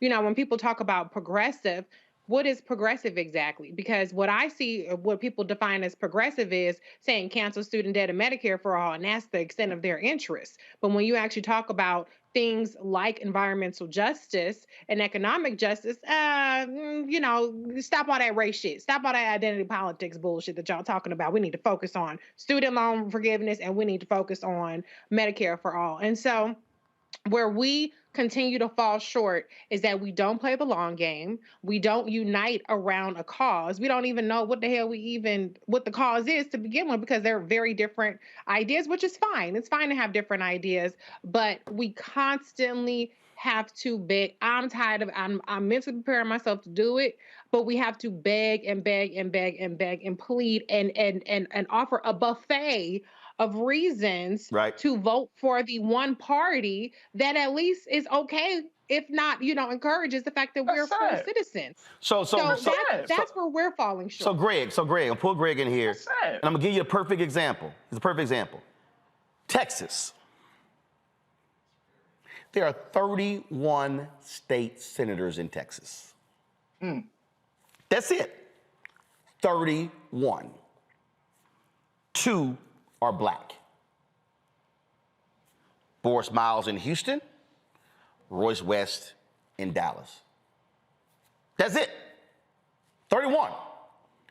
So if you look at the map in Texas and say, how can Democrats take over the state Senate? It's damn near impossible, because your power centers, in terms of your voting numbers, you got significant black folks in Houston and Dallas, but Republicans are able to win because so many of the rural parts of the state are white. And so I'm agreeing with Faraji in terms of creating that different dynamic, but that only works in the large population centers. It ain't gonna happen the rural places. What you gotta do is you gotta figure out from a Democrat side, how in the hell are you gonna flip some rural districts in order to take power? That's true. There's a French scholar that just wrote a book a couple of years ago. It's just been translated into English. It's called The Ungovernable Society, Gregor Chamayou. And he uses the term authoritarian liberalism. What he's referring to is a state or in a government where, in order to maintain economic stability to the advantage of corporate elites and those who are making a whole lot of money. By the way, one of the reasons why Steve Bannon can still be on Apple is because Apple's interested in making money. They just announced they're the first $3 trillion valued company in the world. So that's their values. So when you have an authoritarian liberalist state, the function of the government is to make sure the people who are making the money, who are attracting and maintaining and increasing the wealth, are able to do that. What you're describing, Roland, is political participation in a state like that. I would think that probably the most important time for black people in this country politically since the end of enslavement was the period of the 1960s and 70s, because that's when we were clearest about the fact that there is no national identity. There are political actors who are trying to work and organize for their collective interests. And that was the period when we did, as Faraji talking about, Gary 1972 was about forming a black political party. But it wasn't about forming a black political party in terms of a black Democratic Party or a black Republican. It was, as you say, you form a collective to then have a report card and then advance your interests, and then you vote according to your interests. Now, here's where it gets complicated, it gets difficult. And it's interesting to hear Allison Riggs talk about this, since she argued the case up to the Supreme Court. And of course, as you mentioned, Roland, the Wisconsin and Maryland cases came together in 2018, the Gill versus Whitford line, where the Supreme Court says they can't get involved in political gerrymanders, which I respect them for that, because they got to protect their white nationalism. When we go back, there's another North Carolina case, and the only Supreme Court justice who overlaps that is the profound defender of white nationalism in blackface, Clarence Thomas, and that's the 1993 case, the Shaw versus Reno line in North Carolina, where they used political gerrymandering, but the impact was to exclude black people. And so the Supreme Court there, and Thomas in a dissent, 5-4 decision, the Supreme Court majority said that, yeah, you used political gerrymandering, but it had a racial impact. That's why Allison Riggs was talking about how she argued the case. Now, two things. Well, let me footnote that by saying elections do matter, because the 3-panel jury that's hearing the case that you're talking about now in North Carolina rejected the search for discovery that would have revealed the rest of the stuff. 2 of them appointed by Republicans, 1 of them appointed by Democrats, all of them elected, though. Very important. Now back to the point. the crisis we have in the United States of America, where Texas comes into play, and this is the example I think you raised, very important, is that historically we have conflated race with political party. So whether it be Shaw versus Reno, whether it be Gill versus Whitford, the challenge constitutionally is based on the assumption that if you are black, you're going to vote Democrat. But as we see in the case of Texas, where the gerrymandering is so radical, what you may end up seeing, which is why I'm very hopeful about this. I don't get sad about these things. See, because I don't give a damn whether the United States of America exists in its current formation. It's going to have to fracture because the 18th century foundation it's built upon, settler colonialism, is anchored in a way to protect those economic interests. Right. And sooner or later, when you see people in Texas stop forgetting, they say, I'm not voting, forget that. Why? Because my vote doesn't count. People then began to look for, which is why when Whitford said, when Riggs said this, I thought it was interesting. You heard what she said? What happens when people can't affect political outcome? Mm-hmm. That means they said, we got 2 black damn senators out of 31 in Texas. You know what? I'm not going to vote anymore. Oh no, I'm going to go vote Republican. Aren't those people that say, give me my gun, freedom amendment? And as black people start doing that, guess what the white nationalist party is going to have to do? They're going to have to realize they broke it, baby. Because see, California, the governor of California said he's going to enact laws, he's going to put referendum out, and he's going to use the same legal arguments they used in the anti-abortion case in Texas to argue for getting the guns in California. Now, when that case hits the Supreme Court, when you hear oral arguments, you're going to see this white nationalist justices on the Supreme Court, Justice Beard, Justice McConnell Gorsuch, and the handmaid. You're going to see the smoke come out of their ears, and you're going to see their heads explode. Why? Because, see, what the Democrats are going to begin to understand is, since you don't give a damn about the country, I'm not going to give a damn about the country. I'm going to use the same legal arguments you make, and California is going to say, we don't have reciprocity with Texas.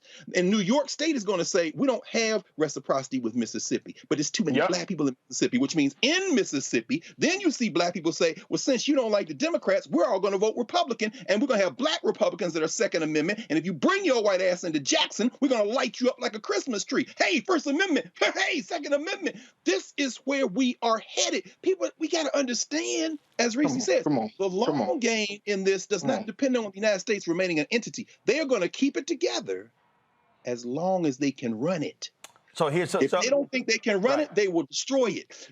And in a minute, we're going to get that memo, and we may take the same approach. So I'm just going to give you, Frog, you're going to get the last point in here. But here's the thing I want you to, again, what I'm trying to explain when you look why the map matters. So look at the most populated states, all right? So just remove D.C. from this. But Wyoming, Vermont, Alaska, North Dakota, South Dakota, Delaware, this is based upon 2019. The total population of those 7 states is 3.8 million.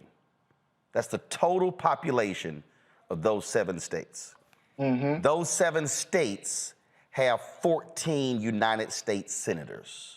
The population of Harris County in Houston, where Houston is 4.7 million. The population of Cook County, Chicago, Illinois, is 5.15 million. Harris County and Cook County are larger. These 2 counties are larger than 7 states that have 14 U.S. senators. And of those senators, 2 Wyoming, 2 red, Alaska, 2 red, North Dakota, 2 red, that's 6, South Dakota, that's 8. Why do they fight D.C.? Because they don't want 2 blue senators. So what I'm describing on the national level is Pennsylvania, Michigan, Georgia, Tennessee, Florida, Texas, Mississippi, Alabama, Arkansas, the entire South. You have these progressive centers, these cities and counties, but the rest of those locations, they also have number of people who they keep electing, and they're not going to change the maps because that's how they maintain power. So if these young white kids are moving from these rural places to the progressive places, they still going to have the representative, they state senators, and that's the challenge that we're in. Go ahead. Just real quick. Let me ask before you. I just want to ask Roland a question. Well, maybe after you finish, Faraji. Roland, maybe after Faraji finishes this question. All right, because I got to go to a break. Faraji, go. All right, real quick. I'm speaking of political interest. I'm speaking of, and I'm hearing you, Brother Roland, and I think that a political mind, a brilliant mind like yourself and others who can break it down in that way to talk about the impact of land. But I'm speaking of at least getting Black folks in a position to think about their interests outside of party lines and labels. I'm speaking of let's have a real conversation with Black politicos who can help us to understand. We're not talking about registering a party, quote unquote, at this point, but we're simply talking about is what are our interests, what are the issues, and how we can move forward to organize to bring people together to start working. Now, I'm a type of organizer where you can reform and then at the same time innovate and create.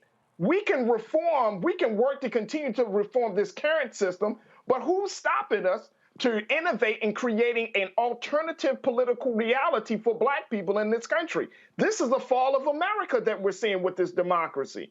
The Minister Farrakhan said in his book on Torchlight for America, he said the very first sentence of the book, he said, America is on her deathbed. So why are we holding up? Why are we trying to, grab onto the life support machine for a situation that hasn't been in our full interest when we can take this time and use this time to say, okay, we see that the foundation of democracy as it currently is on shaky ground. Let's start to plan and move forward, because I'm thinking 20, 30 years down the road when my children get to a place where they're grown. And I don't want them to be dealing with some bullshit voting rights in 20 years from now. I want them to have to deal with the same issues that we have been talking about in 2021 and 2041. I want them to have a better sense of future, and I'm saying to us, let's at least get a legitimate conversation, considering land, considering population and all those dynamics. But you're not going to have that future when they, right now, are trying to literally lock in power for 100 years. And that's what we got to address. See, right. But here's my whole point. That's all it is. But here's my whole point. Yeah. When a Sherry Beasley loses by 400 votes in North Carolina, Democrats could have had I'm just going to give an example. The guy who was running against her was pissed that he wasn't picked to be the Chief Justice. He was on the Supreme Court. So he decided to run against her. A Republican took his spot. If Beasley had won, Democrats could have had a 6-1 majority on the North Carolina Supreme Court. She loses by 400 votes. They now have a 4-3 majority. So the only reason you've even seen strong, positive judicial rulings that benefit us in the past 4 years is because they control the state Supreme Court. But when people say, man, damn this voting stuff, that's how a Beasley loses by 400 votes. And we can keep voting. But follow me here. The Republicans don't care about, understand the hierarchy. They don't care about mainly the political power. It's judicial. Because here's the deal. I get that. You can pass as many laws as you want to.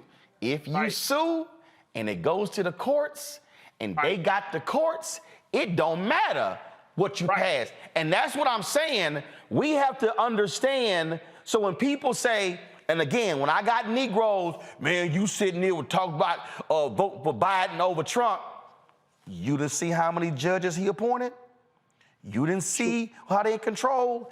You didn't see that Biden has appointed more judges in his first year than any president since Ronald Reagan, the most in history? I'm like, y'all, I'm trying to get our people to understand that I ain't gonna get 100% from Biden. I'm not. But I gotta be smart enough to say, is Biden Trump? I got to actually make a decision, and sitting at home ain't one of them. But see, here's the other factor that very quickly, the dissatisfaction among the black people in this country is rising each day. First of all, black people are going to be like, what the hell with it all? First of all, we did the poll the other day. Dissatisfaction among all groups is rising, but let me say it again. And Greg, you could close up the final point, and I got to go to a break. I know you. You can be dissatisfied all you want to. The other side focused. Right. That's the lesson. I mean, and maybe I know you got to pay bills, so we come back on the other side. And by the way, parenthetically, that's why we support the Black Star Network, because these conversations aren't taking place anywhere. They've already moved to commemoration phase on all the other networks, which is absurd. This is a hot war, and y'all running around here trying to have solemn commemorations. And you better have a damn wake for yourself. But only the inciting incidents are impending. The crisis is here. So what you talk about in North Carolina is interesting. The farther back we go in time, the more inevitable things look. The closer we are to those things, the more they look avoidable. So, yeah, 400 votes. And by the way, anytime I hear an election that close, I throw it out in my mind, because if that's close, that means they stole it, because we're not factoring in the ballots they spoiled. We're not factoring in the absentee ballots they didn't count. But you're absolutely right. It was close enough to steal, and we lost. But that having been said, when you think about it in that context, the closer things are, the more they look like they were avoidable. The farther away they get, the more they look inevitable. When we look at the United States of America over the arc of 2.5 centuries, we see that this is entirely predictable. And so the question I would ask, and maybe, if it's not for tonight, it's for another night in Roland, because you see this politically and you've been in the middle of so much of it. Mm-hmm. How can you even salvage a system that would be this radically inequitable? And so, North and South Dakota cannot be reformed. Anybody gonna move out there? As long as they got 4 senators, right. As long as you can't fix, that's a system that can't be fixed. Right. But my question, the short term, and I'm gonna say this in 60 seconds before I go to break. The short term is you gotta take back North Carolina. You gotta take at least one. Beasley gotta win. You can't give North Carolina 2 red seats. That's right. You gotta take back Pennsylvania. You got 1 out of 2. You got Pennsylvania, you got to have 2 blue. You got to take back Wisconsin. Okay, Feingold was a Democratic senator, Wisconsin. Right. You got Ron Johnson. So Wisconsin has to have 2 blue if South Dakota got 2. You got to take back North Carolina. Why was Georgia so big? Because taking 2 in Georgia changed the whole ball game. That's right. And so that's why when I'm talking to people and I'm trying to walk them through what I'm saying, if you take North Carolina, you take Pennsylvania, you take Wisconsin, you're able to steal Florida and Ohio, that's fine. All of a sudden, it's now 55-45 in the Senate. And you've now just negated giving up those small states those seats. Now all of a sudden, and so again, it's my thing I want black people to stop being is I want us to stop being emotional, angry, and upset and realize they're plotting. Yes. They're plotting and planning. And they're plotting, planning, organizing, and mobilizing.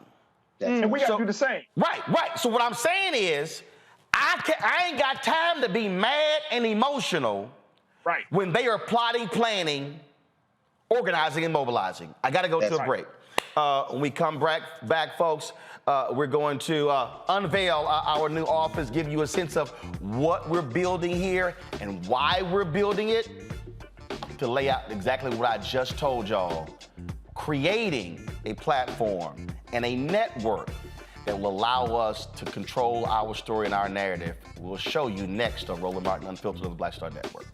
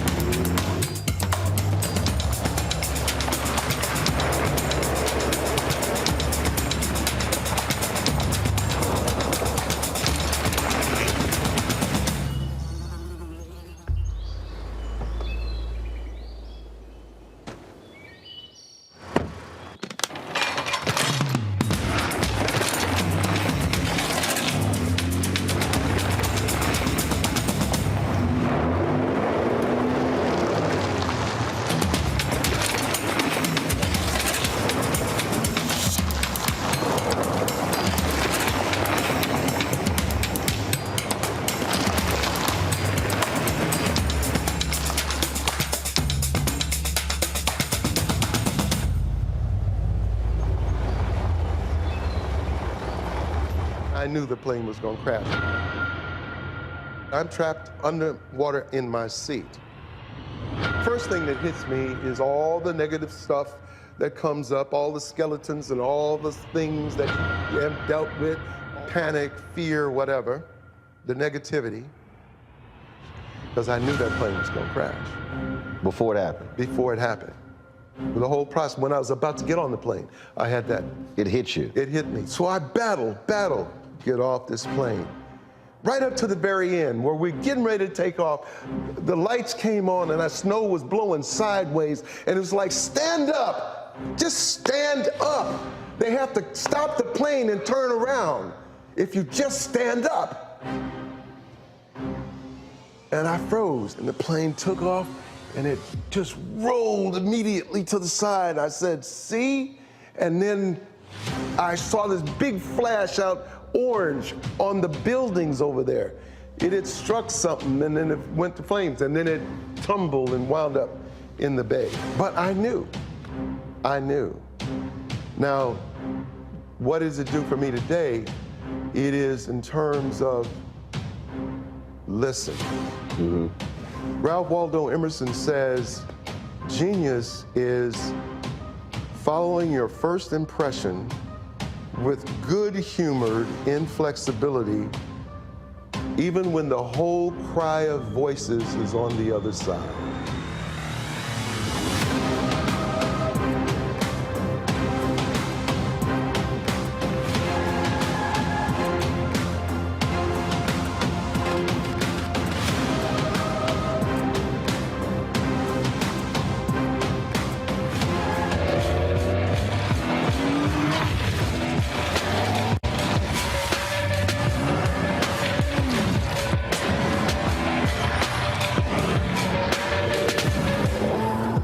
Time to be smart. Roland Martin's doing this every day. Oh, no punches! Thank you, Roland Martin, for always giving voice to the issues. Look for Roland Martin in the whirlwind, to quote Marcus Garvey again. The video looks phenomenal, so I'm really excited to see it on my big screen. Support this man, Black Media. He makes sure that our stories are told. See, this difference between Black Star Network and Black-owned media and something like CNN. I got to defer to the brilliance of Dr. Carr and to the brilliance of the Black Star Network. I am rolling with Roland all the way. Honored to be on a show that you own. A black man owns the show. Folks, Black Star Network is here. I'm real revolutionary right now. Wow, Roland was amazing on there. Stay black. I love y'all. I can't commend you enough about this platform that you've created for us to be able to share who we are, what we're doing in the world, and the impact that we're having. Let's be smart. Bring your eyeballs home. You can't be Black-owned media and be scared. You dig?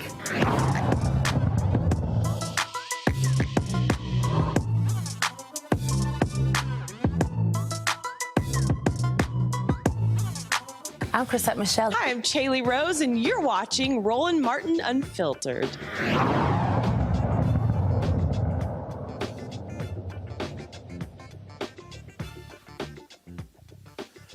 All right, folks, welcome back to Roland Martin Unfiltered on the Black Star Network. So you see me wearing my Jack Yates Lions shirt, and so I just want you to understand that I went to the Yates Magnet School of Communication. This is where everything got started, and so I figured with today, I wanted to represent my high school again. That's where it all began when I was 14. And do understand what I'm about to show you was visualized then. So you to understand that. And so this is the lobby, if you will, of the office and our new studios here in Washington, D.C. We're located right on Black Lives Matter Plaza here in the nation's capital. In fact, Henry, why don't you go ahead and take a shot of that? So that y'all understand, we're right here on Black Lives Matter Plaza, 16th and K. And so we're here. And so what we did here was this here. So I've had people, so, I had my show on Washington Watch on TV One, had the show News One Now. And then over the years, people have given me paintings and stuff like that. And so as opposed to just sitting here, putting up, the network sign or whatever, what the hell, I was taking advantage of the stuff that people already sent me. And so that's why we put the pieces right here. Now, in this space here, we got some great stuff in this space because we got this massive kitchen here. And these are three of 3 of the degrees that I have, that were given to me from HBCUs and others, the honorary degrees. And so 3 of the 6 up here, we're going to load the other 3 somewhere else. And so this kitchen space allows for us to be able to do cooking segments, a cooking show here in this space. And so you have this huge countertop right here, microwaves right here, refrigerators right here. And so we're able to bring cameras in here and be able to do cooking segments or even a cooking show for the Black Star Network in this particular space and showcase it. I'm already talking to a chef and we're developing his show. I'm going to tell you later who that's going to be, but trust me, it's some great stuff. When we bring guests back in, when we have a special shows, we can have our guests sitting in here watching our programming going on in this space right here, sort of why we have it here. And so let's go to the rest of the office. So what we did was we put LED lighting all throughout the hallways and everything to be able to give it lots of color. I got tons of awards, and so we got a bunch of the awards here on the shelves here, down the hallway here. And then, of course, you're coming down here. And so same thing. So you see the different lights that we have, different color lights. And so we come into the main area of our room. Now, here's the deal. Y'all see right here, this is the set that you always see on television when I'm on. Of course, this right here, this was an art piece that was given to me by an artist in Sacramento. So we loaded that piece right there. We've got other awards and stuff over here. But let me show you this here. My man, come over here, Antoine. So Nate Parker, remember he did The Birth of a Nation? He did one of the most powerful movie posters where the American flag was a noose around his neck. And so I loved it so much. I said, Nate, I need that. So he sent me an autograph photo. And so we have that here. So I wanted to have that in here as well. And so the whole point here was that when we started the show, and one of my greatest frustrations when I was at TV One was that when we had Washington Watch, we had just one set. That's all we had. We had no room to do anything else. We couldn't do anything else.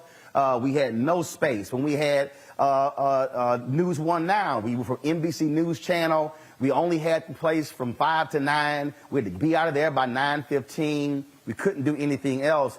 And so even when we had our first location, I'm grateful with 50 Can, we were able to use that facility, but we were landlocked. We just had one set, couldn't do anything. So I wanted a place that gave us multiple looks to be able to do what we wanted to do. And so here we got these two 82-inch TVs on both sides of me, allowing us to be able to put graphics in here as well. And so I'm going to go over here and show you something that we wanted to do, and that is we wanted to be able to, let's say we're shooting some video and we're doing something and we don't have the ability to be able we want some different looks. So we installed this huge background. Remember we had the Black-owned Drake Company on the Marketplace segment, and the brother said they did stuff for Hollywood. I said, great. So we went ahead and said, fine, we're going to have y'all do the green screen. And so I'm going to go to this camera right here. Y'all see right now, so if we decide to do a different look, a different background, the green screen allows us to do that. If y'all saw my Frankie Beverly and Mays interview, you might saw my intros and outros. That's how we shot that on a green screen. And so this allows for us to create different looks. It also allows for us, let's say, if I'm talking and I want to have a big old like a moving video or whatever, we can actually do that by having the green screen. We didn't just want to have the green screen do anything else. So I'm always looking at different stuff and looking for some great stuff, some great ideas. So remember when we were in Chicago doing the show in Chicago, and they had this amazing mural on the wall. It was colorful. It was fantastic. Check this out. I love this. I thought this was a mural that was actually painted by somebody. Go ahead and show it. I thought that was a mural painted by somebody. And in fact, it was wallpaper. And so when I called Kenny Johnson, I said, Kenny, I said, man, we got to do this. He said, well, he could put me in touch with a sister who said it was wallpaper. So what we did was we wanted a different look. And so you see here, you pull this green screen back and we install this wallpaper. And so this allows for us, again, if we're shooting certain videos or whatever, it gives us a whole new backdrop look. So we got the green screen here, plus we got this here. So you mean you got the set over here, that's one look. The green screen, this wall here is a second look. The green screen is a third look. And so let's go over here. So I wanted to do something. We had this amazing U.S. flag that was on my Washington Watch set. We couldn't get into the building. It was too big. We literally could not get into the building. So when I was at the Anthony Anderson golf tournament, I saw these amazing art pieces, and these are the pieces. And so one, you see a Prince.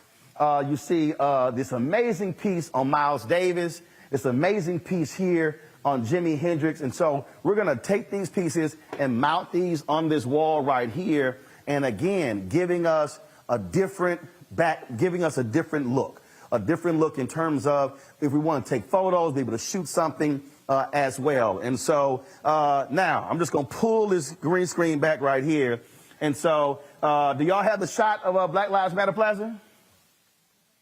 All right, so here's what so because we're right here, y'all, we're able to extend the camera outside the window to give us a shot of Black Lives Matter Plaza. Now, keep in mind, we're just 2 blocks from the White House, and so we're able to extend a camera further out this window. And so if we want to take a shot of the White House, we can actually do that. If we want to take a shot of what's happening down here, remember when I was down there broadcasting on the anniversary of the death of George Floyd? Well, we can actually do the same thing, and again, be able to give you a high shot, be able to give you different looks. And so, again, it's reimagining spaces and thinking about how to do different things. All right, so let's walk over here. Okay. So we have this space here, and so I knew I wanted to create something different and something that was unique. And so I said, we really need like a living room set piece. So remember we were in Atlanta a year ago in December 2020, and we were broadcasting from an Airbnb. And it was funny, it wasn't until like the last few days I was like, man, take that different look. And it was a great backdrop. And I said, we want to get the exact same thing in our space. And so that's what we did. And so we were sitting here going back and forth. And so about what we do, what's it going to look like. So I got an email on a Monday, out the blue, seriously, email out the blue. It says, Brother Martin, my name is Harlan Penn. I'm a set designer. I just took a job as assistant set designer at Howard University. I love your show. I want to volunteer for your show. Now, y'all, I get emails all the time from people saying they want to help with the show. They want to do some things with the show. And I was like, all right, so I hit them an email. And look, I get people say they want to do stuff. Then they want to get paid to do different stuff like that. It was cool. So I hit Harlan. He's a fellow Alpha. He says, no. He said, I want to volunteer. I want to contribute my skill set. And so Harlan literally sent me designs and designed this set piece. And we wanted something that was again, allows us flexibility. And so we put this here, of course, this electric fireplace to give us that look. What this does is allows for us to we can do, a one-on-one interview with 2 chairs, but we're going to be putting a living room set here. So when we are back, we have people in studio. I'm going to be able to be here, and I can have my panelists who are going to be sitting in chairs and couches, and we're going to be in a position to have as many as 7 or 8 people who are on the set. Now, Antoine, give me a shot this way. Now, I want y'all to understand that the other ability is this here. We move that news desk back. I can fit 50 to 60 chairs in here for a studio audience. Again, it's completely rethinking how we actually do the show. Harlan joins us right now. Hey, Harlan, how you doing?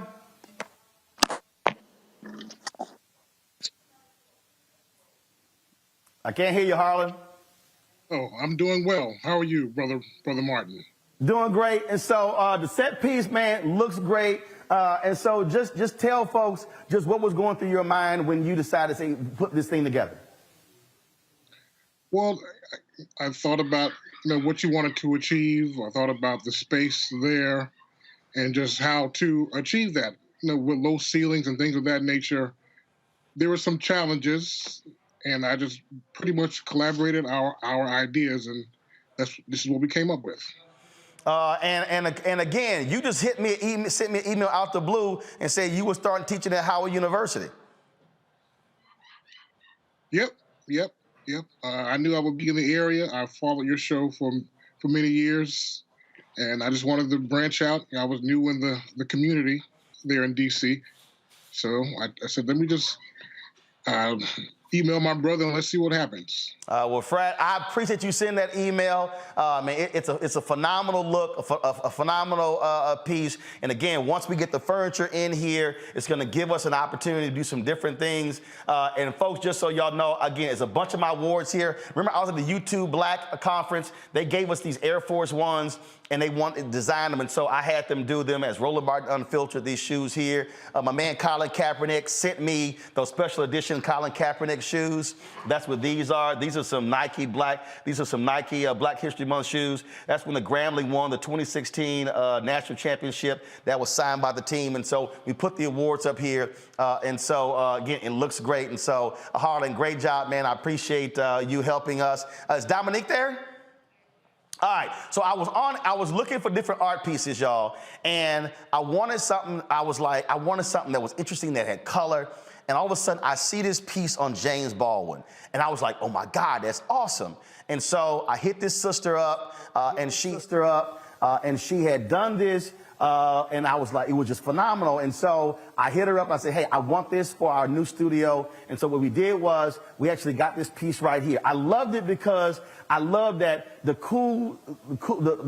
cigarette, but I love the smirk on James Baldwin's face, like, yeah, I just got in your ass. Dominique, how you doing? I'm doing good, and you? All right, so Dominique, you're from San Francisco, right?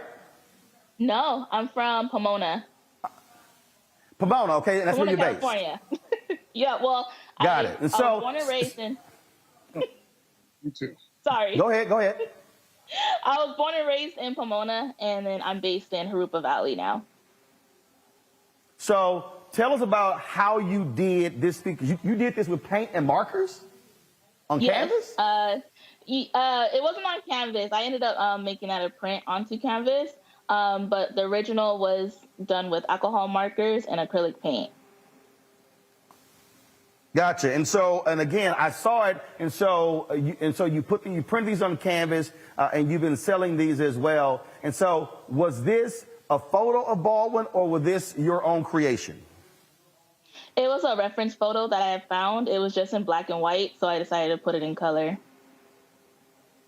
Well, it is phenomenal. I love it because the colors absolutely pop. And it just jumps out, and so that's why I wanted it to be a part of our new set, and so I appreciate it. Thank you so much. All right, thanks a bunch. All right, so I'm gonna come back over here because so Ange is not here, and Sophie. Okay, all right. So I'm gonna come back and I'm gonna explain to y'all the Harry Belafonte piece and the Ida B. Wells Barnett piece. So let's come back over here. And so when we did the news set last year, y'all, this was basically white and they had some lights down here. So I was like, you know what, y'all, that's a little boring to me. I can't do that. I need some color. So we were headed. It was February. It was 1 o'clock in the morning. I was driving to Walmart because I needed some thermals. We were going to New Orleans. We were going to Chicago for the NBA All-Star game. And I just called my man Leroy Campbell and I said, Leroy, I got an idea. I don't know what you got. I don't know what could work, but I would love to put one of your art pieces on the set for some color, and I was also promote you as well. And so Leroy said, I got an idea. So he printed this out on canvas and then sent it to me. And as you see, it's Remember to Vote, multiple generations of African Americans. Artist Leroy Campbell joins us right now. What's up, man? What's up, big dog? How you doing, baby? Happy New Year and all that stuff, man. All good. So tell us about this piece. You know, like always, Roland, we've always been about the salvation of our people and the unity.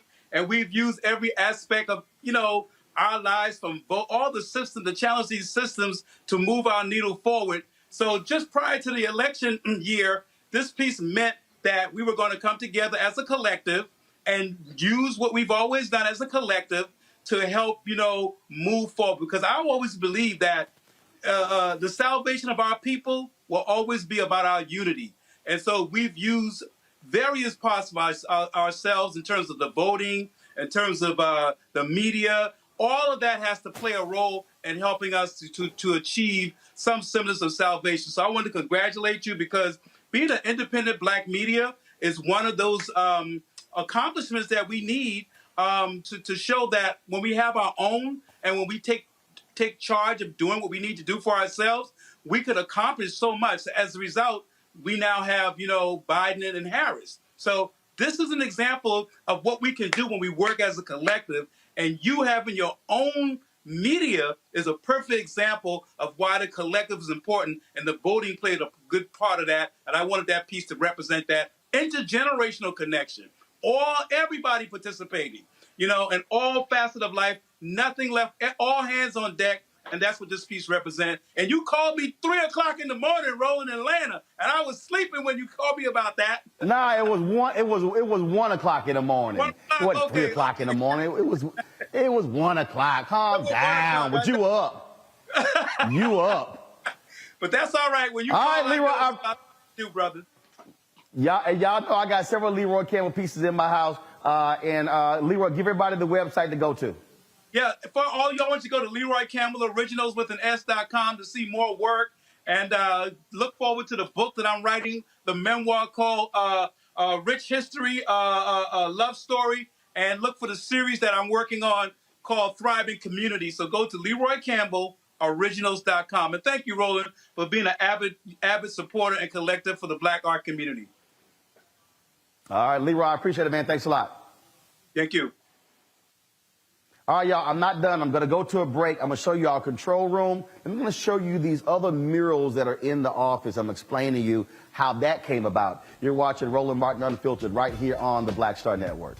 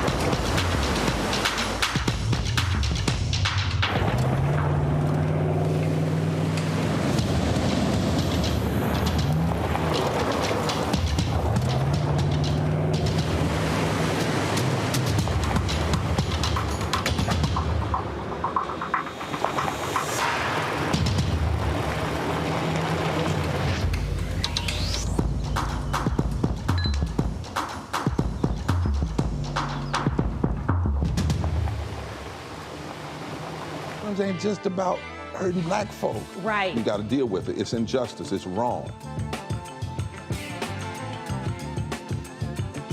I do feel like in this generation, we've got to do more around being intentional in resolving conflict. You and I haven't always agreed. Yeah. But we agree on the big piece. Yeah. Our conflict is not about destruction. Conflict's going to happen.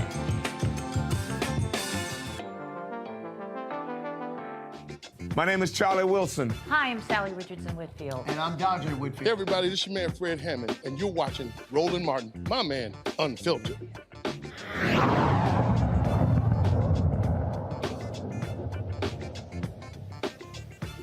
All right, folks, welcome back to Roland Martin Unfiltered, the Black Star Network, as I'm unveiling our new studio space. And so, Ida B. Wells Barnett, obviously, is a history maker, pioneering journalist, writing about lynchings. And so I wanted to make sure that we show her some love on our set as well. And so that's what this piece right here is. And so this is a prominent quote of Ida B. Wells Barnett: "The way to right wrongs is to turn the light of truth upon them."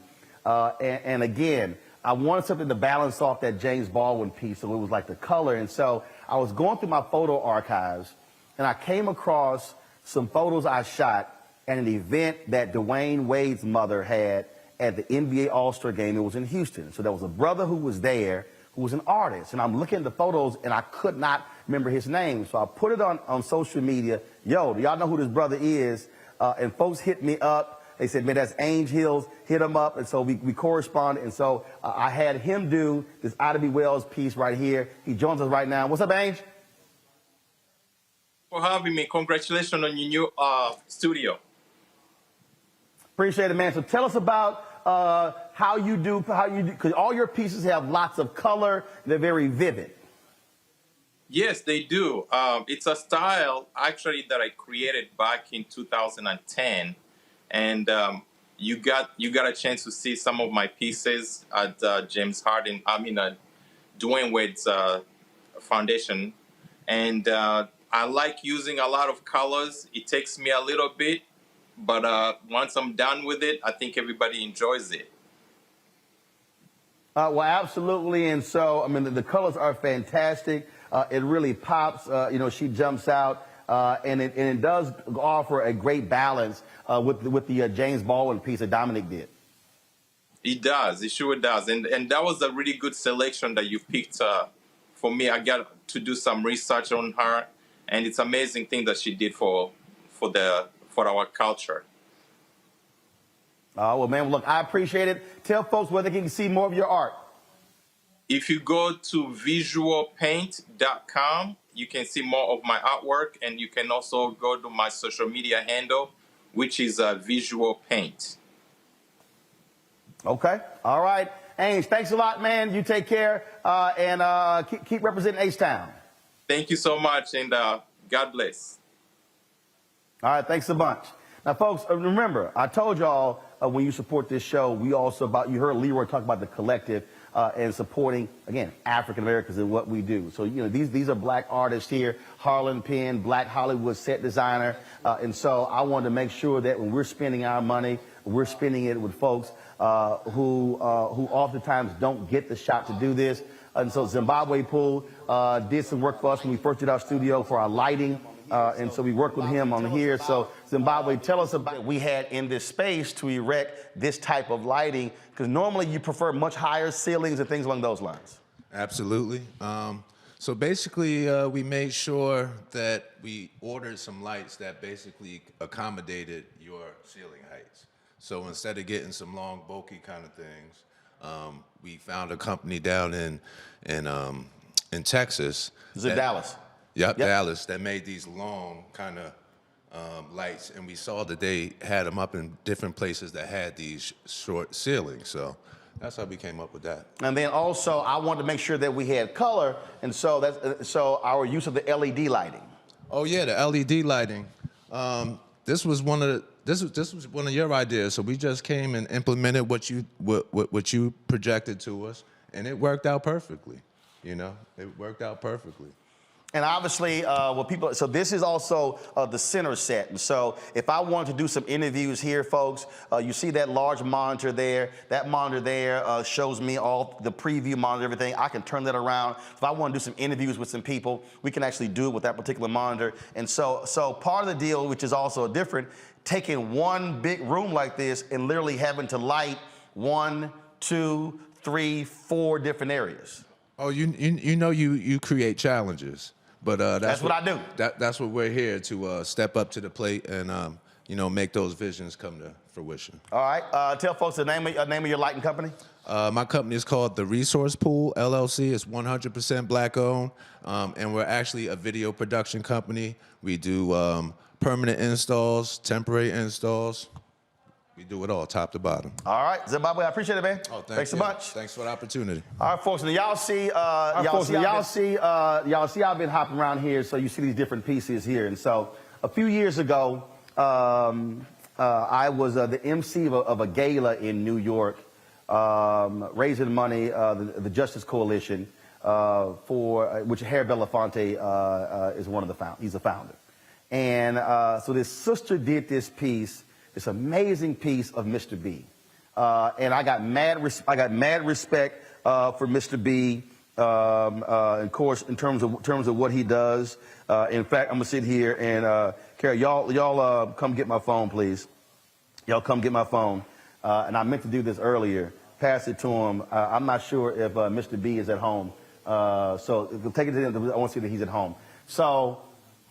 Love Harry Belafonte. I've interviewed him many times. I've done stuff for him. And so she did this piece, and I should have bought this that night. I should have bought it that night.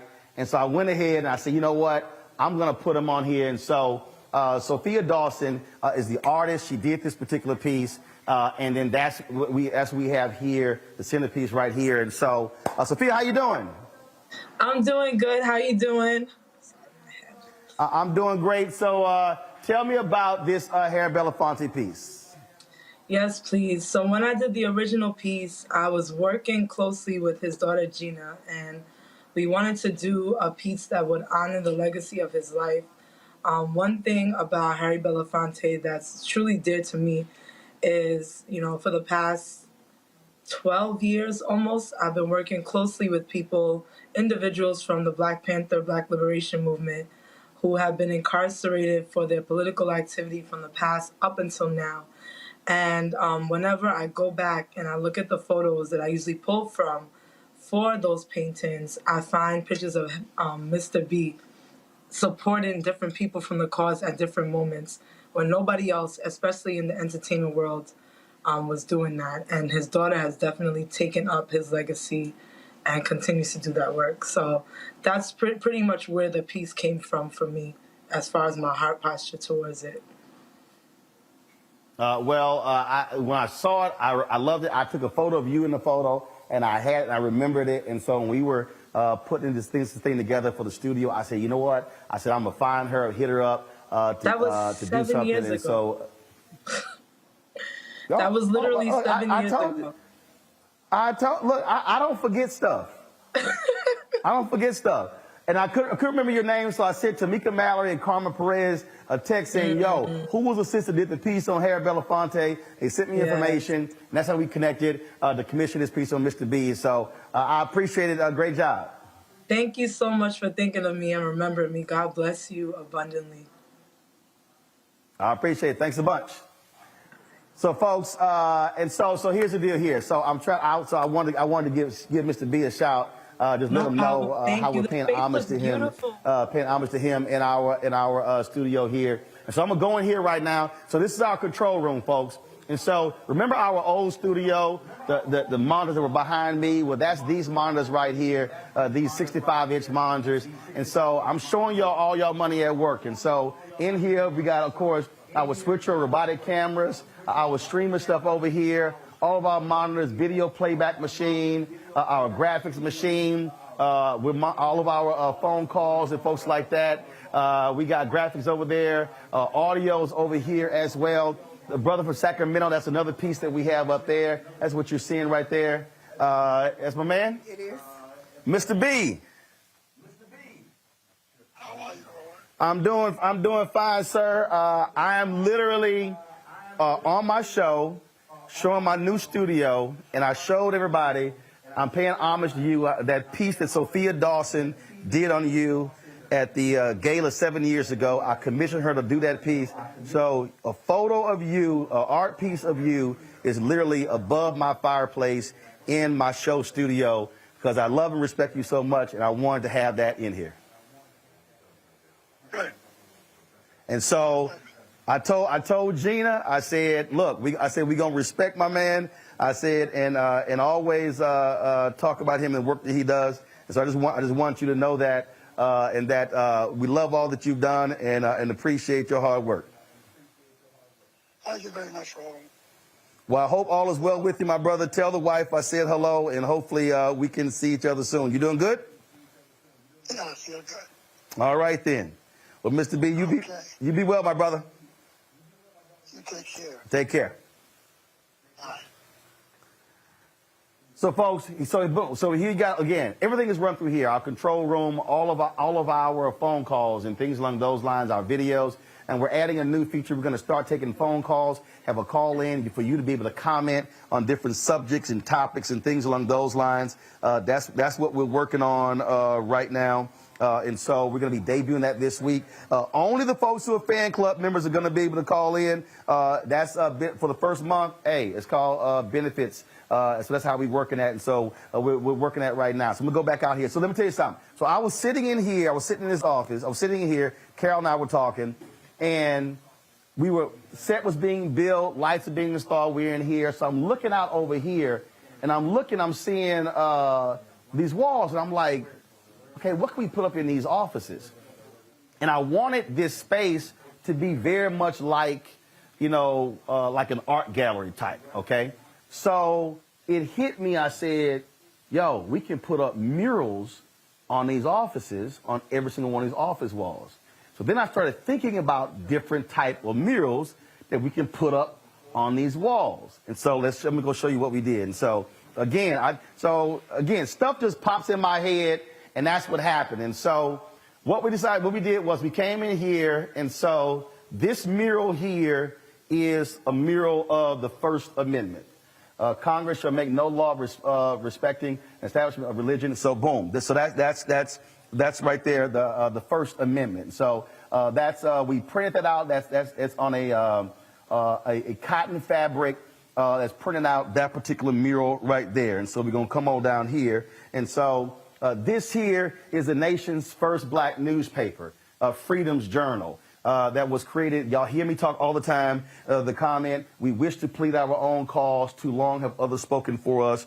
That was, of course, March 16, 1827. So that's one of the murals that we wanted to be able to have on the wall in this office here. And so we go to this office here, and you see we have Black Lives Matter that is on that particular wall right there. This was the first mural, Black Star Network, curated by Roland S. Martin. So that's one of our murals right there. Y'all know how I feel about black-owned media. Y'all can tell this is my office. We still putting stuff up. Here's some Tiger Woods photos that I shot. And so I wanted to pay homage to black-owned media. So we put together this mural here, and you see Frederick Douglass is the North Star, the Tulsa Star, Negro Digest, Atlanta Daily World, of course, the Pittsburgh Courier. You see here Emerge Magazine, BET, Jet Magazine, TV One, WGPR TV, the first black-owned TV station in the country, Emerge, Ebony, Dallas Weekly, where I used to work, be managing editor, against Savoy Magazine, where I was a news editor there, Black Enterprise, Chicago Defender, where I was there as well. And again, so we put this together, WERD Radio, TV One is on here as well. Shout out to Kathy Hughes, who watches our show. And so we wanted this to, again, to pay respect to black-owned media. And so that's why we put this particular collage together as well. And so we're going to go back out here. Let's see here. We got two more murals to actually show you. And so in this office here, that's our equipment room, all our gear. So y'all know, look, I ain't got no problem being on hashtag Team Jesus. And so that's Joshua 24:15. As for me and my household, we will serve the Lord. And so that mural, of course, had to be in here. And then, of course, I got to pay respects to Latasha Brown, Cliff Albright, and Black Voters Matter. And so, we always talking about black voters and how important that is. And so we got that mural there as well.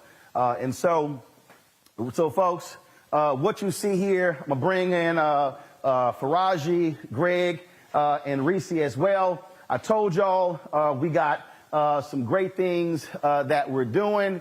And so in the next month, we already have Rolling with Roland, the 1-hour interview show that you see on. We got Richard Lawson, the interview we launched last night. We're showing that particular interview.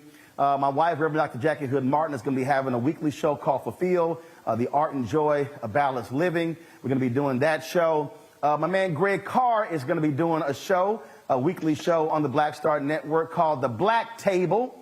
He's going to be doing that. Raji Muhammad is going to have a daily show that's going to be For the Culture with Raji Muhammad.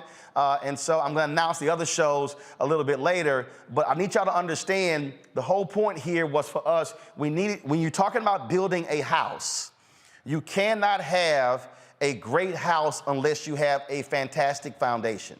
You can have the most gorgeous design house. You can have great furniture, all that sort of stuff in your house. But here's the problem. If the foundation is jacked up, the house can be condemned because of a bad foundation. And that's why we said we have to have our strong location. That's why all of our technical stuff, our streaming equipment, all of those things, having a strong control room to be able to run all these things through was critically important. And so this also allows for us, as I said, to have different looks for different purposes. Green screen, the love wall, the photos of the artist, the set piece over here, the living room that we're gonna have in here, this piece right here. When we have our Fit, Live, Win segments, we can literally do those segments in this space right here, or we can do them over there, or we can actually do, so versus having somebody on who's sitting here talking about exercises, we can actually do the exercises. Oh, there's some other art pieces in here. This is a piece of Ted Ellis. I spoke to the Jack Yates High School, one of the classes, and so they gave me that as a gift, a photo that Ted Ellis did of Obama as one of his pieces. These are some other photos in here. These are some photos that I shot of Hillary Clinton when she came through Dallas, the South Dallas Cultural Center. We got those photos there. This is a great piece over here. I got this in the Tom Joyner Morning Show cruise. This art, I loved it. It's actually on leather. And what's cool though is you can turn it, you can have it vertical and you see the piece here, but then if I turn it horizontal, you see the additional faces here. And so I just love the color and I said we gotta do that. And then we put some other stuff up in here. When the Urban League honored me, they put together this whole collage of my career. And so we have, which literally all the places I've worked and different achievements. That's the St. Louis area Urban League. And so that's what we have there. And so, again, the thing here, Greg, Reese, and Faraji, the whole point was to be able to take one space, to be able to do multiple things at one time in order to be able to maximize the space, maximize our resources, and be able to do, not just have sort of one look. What y'all think? Bravo. What do we think? Congratulations, fellas, Dr. Carr and Faraji. Breaking news, at least from as far as what I know. So maybe y'all have me on the show. Oh, look, you know you could be on all the shows, Reese. Yeah, you know what I'm saying? I just assume, you know, I'm waiting for that breaking news. I was like, wow, Roland, that was, man. And then everybody, when you said that going into the control center and you said, this is where y'all's money is going. This is, people have to understand, this is, I mean, you didn't have this kind of flexibility at TV One. You've never had it anywhere. No, we didn't. No, we tried to. I mean, I can tell you there were talks about us creating our own studio. I wanted to do it. My executive producer wanted to do it. You know, the decision was made not to do it. We knew the severe limitations we had. So here's the deal. If we wanted to do a one-on-one interview with somebody when I was at TV One, we had to go somewhere else to do it. We now can actually do it in this space. In fact, there's somebody doing a documentary on the Harry Belafonte. And they hit up my assistant. They said, well, they want to do the interview. I said, they can say, can we do it at your office? Yeah, we're going to do it right here in front of the Harry Belafonte piece. And so we can do one-on-one interviews in here. We can do multiple interviews in here. Again, we can create, once we pass, you know, whatever we're dealing with COVID, we can have a studio audience in here. So that was the whole point. Being able to, and so the vision was, and I'm telling you, every place that we looked, I walked into places, I'm like, that's not it. They had too many walls or whatever. I said, all I need is one big ass room. I said, just give me one big room and I'm gonna figure everything else out. And the benefit for us here was having all these offices with the glass walls. And then my whole deal was, I'm telling you, the moment we walked in here, the first thing I said was, I'm putting LED lighting in here and I'm gonna use the offices as part of the set.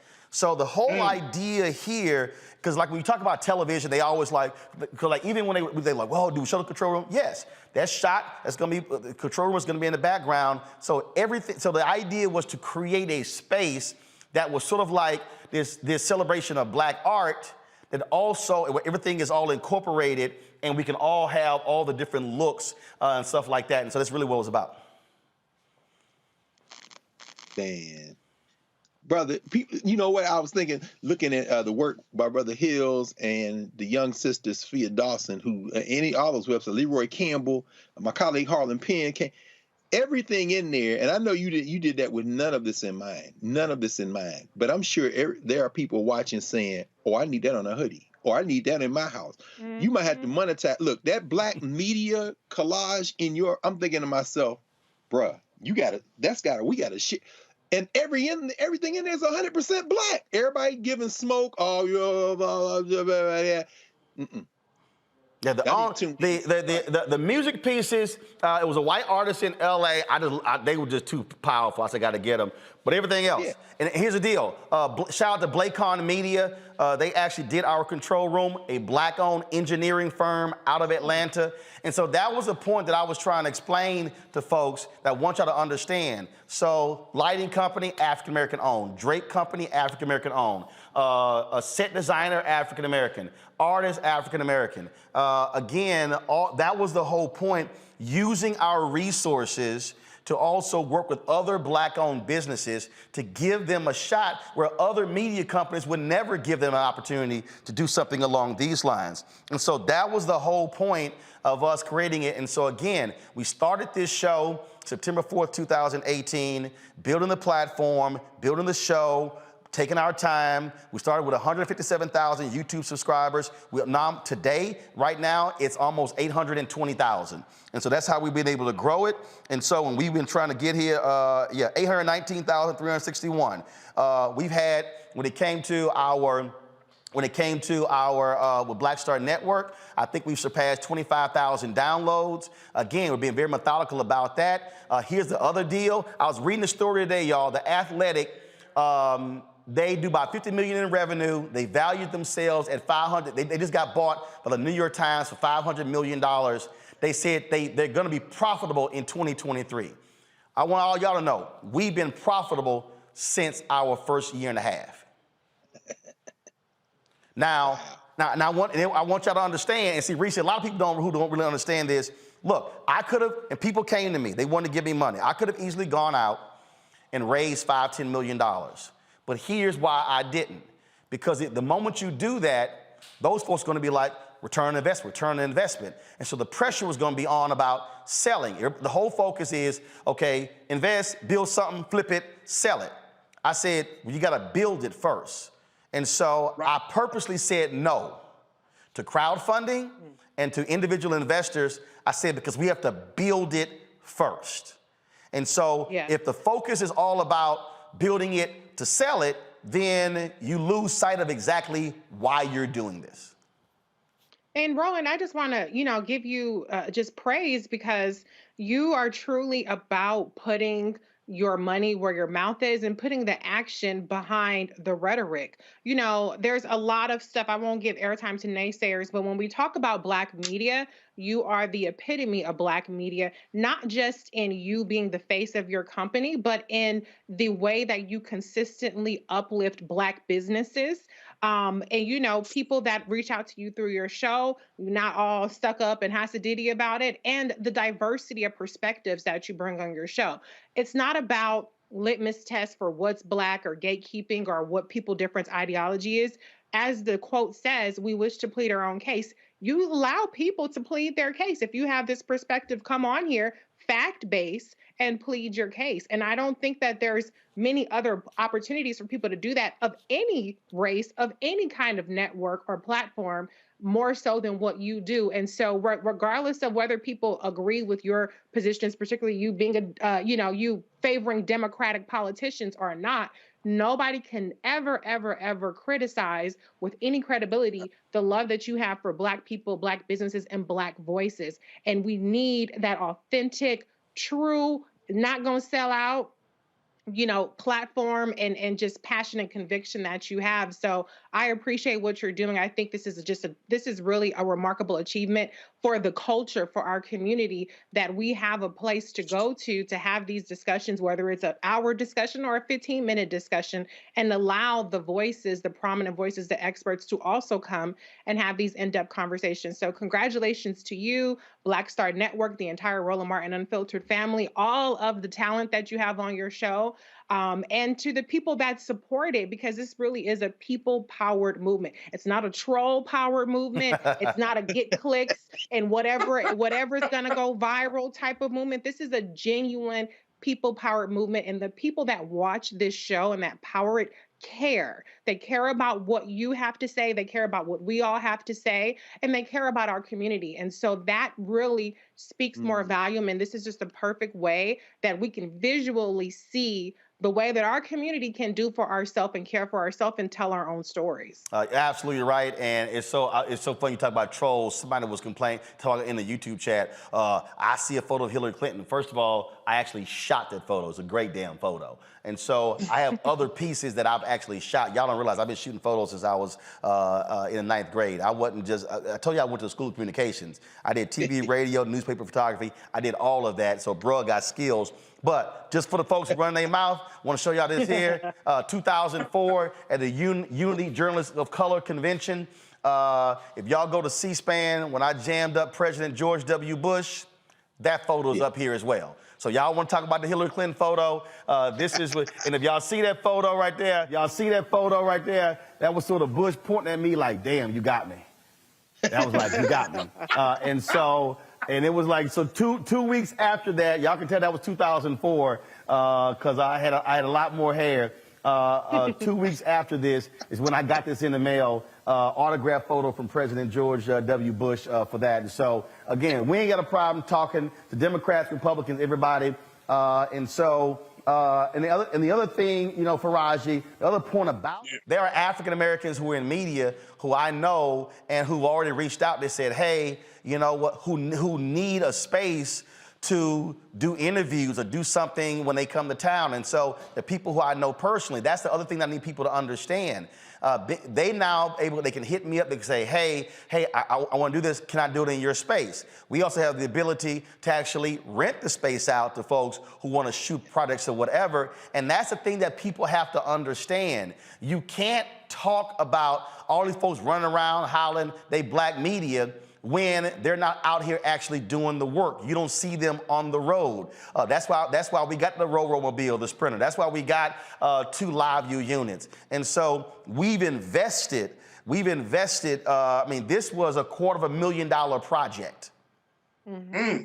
People got to understand that. And so when people heard me talking about advertising sponsors, why they got to support black-owned media, I was literally on the phone today with a reporter for a major newspaper, and we've been pressing the case because we cannot tell our own story if we can't pay for it. And black people have got to stop saying, man, you know, we do a whole lot with nothing. How about we do a whole lot with a lot more? What a whole Come on. And you know what? Real talk, Brother Roland, what you're talking about is institution building. I mean, that's what it comes down to. What you're talking about, and I always appreciate and respect those who are able to get out and get the land, get the real estate that they need to build their dreams upon. You own a space with that much diversity, from the green screen to the living room scene to the to all of the beautiful murals and all of the wonderful and beautiful paintings. I was just telling my wife, she's a black artist. I was like, man, Roland is doing it. Look at these pieces. I mean, of Mr. B and Ida B. Wells. I mean, it just goes to show you that this is the institution. And to be, and I mean, I don't think we can kind of gloss over this, Brother Roland and family. The fact that you're on Black Lives Matter Plaza, a couple of blocks from the White House, talking about the issues that are affecting black people in this country, and you're that close to where those conversations are really happening, you're that close to the Congress, that's not happenstance. This is not, oh, we just going to do this and then move on to something else. This is legacy building right here. And if there isn't any legacy, then guess what's going to happen? Our children can't benefit from that. And that's what I'm that's what I'm looking at right at this point. The fact is that your children and your nieces and nephew and grandchildren, hell, even my children, we're going to be like, man, I remember when Daddy used to work here. So all of that. So, you know, I mean, it's just about institutional building. And to say that we are just beyond proud of you, and I'm very, very humbled to be a part of the Black Star Network family, is an understatement. I am completely humbled by this. Well, I'm gonna show you. We want to talk about, you know, how God works. And so I'm gonna show y'all this. Because I'm telling y'all need to understand how this works. So I'm gonna show you, Antoine, come on. So y'all need to realize that, okay, we were looking for, we had a hellacious time trying to find an office space in 2018. We were looking everywhere, so many places fell through. And I was on a board call of 50CAN, Education Reform Group. It was May. And on the call, they were talking about making cuts, money had been down. They were talking about subleasing the office space, or they were talking about literally going to WeWorks. And I said, damn. I said, you know, they got that open space. We could do the show there. And so we got to talking. And so that's what happened. And so in our old space, y'all, we had one office that had, our 3 staffers in it, with another office that was mine, and the office that was next to me, the larger office, that was our control room. We literally sublet that place. Now I'm gonna show y'all how God works. So come with me. I just told you what the place. Now see, we got to do this here. We got to move the set back. So that's the other piece. This is a movable set. So we're able, because Carol works in that office. I got it, y'all. I'm good. Carol works in that office. And so what we do is we got to move the set here, and then we got to push the set back that way, but Carol get in her office. It's all good. So we're going to come through here. So y'all need to understand, right there, across the street, that's where we were. We were literally across the street for 3 years, and then when 50CAN was going to move out, we moved out. We looked other places. We are literally right across the street, y'all. Wow. We're literally right across the street. And we hit several different places. And so when we moved, we literally just walked right across the street. Wow. And so this place, we got a 5-year lease. 5,200 square feet, and again, to build the kind of network we want to build. We're launching 4 shows in the first quarter. The goal is to launch 4 more shows by the end of the year. We've got, I'm going to say, Deborah Owens, America's Wealth Coach, is going to be doing a weekly financial show for us as well. So y'all, we're working with Mario Armstrong. Mario has a show, Never Settle. We're gonna be streaming that, and Mario's gonna be doing the technology show. So we're gonna have tech show, wellness show, daily news and political show, weekly news and political show, financial show, again, entrepreneur show, so multiple shows. That's why we're trying to get you to download the Black Star Network app. All those shows are gonna be streaming on the network app. What we're also working on right now that I'll have done by the end of this quarter, we'll have our streaming network where we'll be up for a 24-hour streaming network, taking those shows plus content that we already have and then streaming that 24 hours a day. And so that way, when you turn on your Samsung TV, we're gonna be trying to get on their grid as well. So when you look at all those digital channels, boom, we wanna have one of those channels as well. That is the vision, but we could not do any of that. You had to methodically put things in place to actually do that.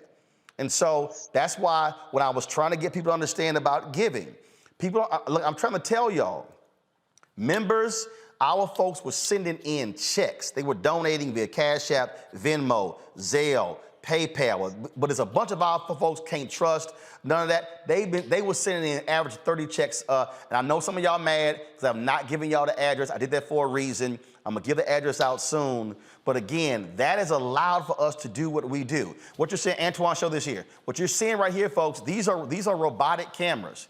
These are the cameras that we had in the old studio.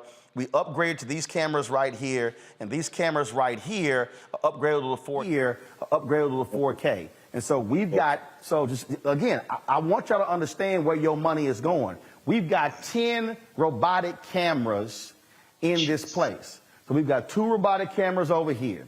We've got 5 robotic cameras over here. We've got 3 robotic cameras over there. And then, of course, we have the option with the handheld right here. And so I'm just going to come over here, and just so y'all to understand, because, again, that's our second equipment room. When you talk about our additional tripods and speakers and cameras and light stands, that's all that stuff right here. This is the same thing right here, okay? Our microphones. You look at all of our stuff right here. You look at our director's chairs. You look at our 10 by 10 and 10 by 15 tent. And you look at all of this sort of stuff. This is all about us being able to do what we do when we go on the road. So when we hit the road, we literally are setting up the same way NBC, CBS, and ABC, but we're faster, we're portable, and ain't nobody, let me say it again, there ain't nobody else, Greg Carr laughing, we talk about it all the time, ain't nobody else in black-owned media doing what we doing.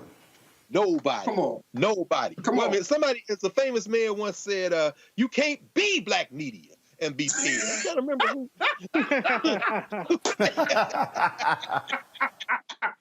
Man, brother, I ain't got no words.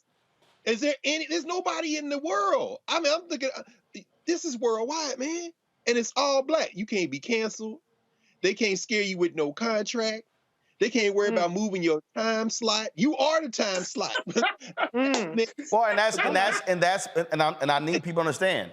That's why that mural is so important. Y'all hear me quote it all the time. That is the mural of the first. This was the first black newspaper in American history. Freedom's Journal, March 16th, 1827. 1827. This is the 3rd paragraph. We wish to plead our own cause. Too long have others spoken for us. That is the motto of the black press. I run 3 black newspapers. And so that's what we do here. And it's getting our people to understand why we also have to support. We have to give. We have to. So that's why I say to people, look, and y'all think I'm joking. To some of y'all out there, when 20,000 of our fans, all right, we've had, I think, Keenan will tell me what the number is. He'll text it to me. I think we're at 35 or 40,000 donors. 35 or 40,000 donors we've had. And so we've had people give as little as $1. People give as much as $30,000. We had a hit me up. He said, man, I'm tired of y'all show buffering on YouTube. I heard about your OTT channel. He gave us $5,000 to launch Black Star Network, to have it built. And so that's what I need y'all to understand, why this stuff is important with what we're doing, because now we have the ability to travel, to cover our stories. And here's the most important thing. We don't have to ask anybody's permission. When Reverend Barber called me and said, we're going to be protesting in Elizabeth City, we gassed up the Sprinter, got the driver, Anthony and I went down, and we live streamed down there. We partnered with Coca-Cola for the Celebration Bowl with a team of 8 folks down in Atlanta, broadcasting all that stuff for the week. That is a thing that I'm trying to get us to understand. I am not interested in asking MSNBC, I don't care how liberal they are, CNN, ABC, NBC, CBS, Fox News, New York Times, Washington Post, Vanity Fair. I'm not interested in asking and pleading with them to please cover us. Come on, come on. I have no interest in that. That's why that Black Owned Matters mural is up there. Yes, sir. This is doing the exact same thing that Robert Abbott did with the Chicago Defender, that Frederick Douglass did with the North Star, that Ida B. Wells Barnett did with her newspaper. I want y'all to understand, matter of fact, come on, Antoine, I just realized this here.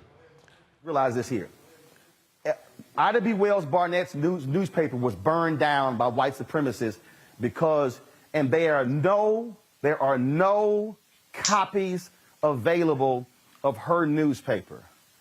And I'm looking for it in here. Just so y'all know, we could not find a copy of her newspaper, but we made sure the name of her newspaper is on this wall, the Memphis Free Speech and Headlight. Go ahead. So the reason you don't see a cover of Ida B. Wells Barnett paper is because they firebombed her paper and they destroyed, and there's not a single copy of her newspaper anywhere to be found, but we made sure that the name of her paper was on that wall.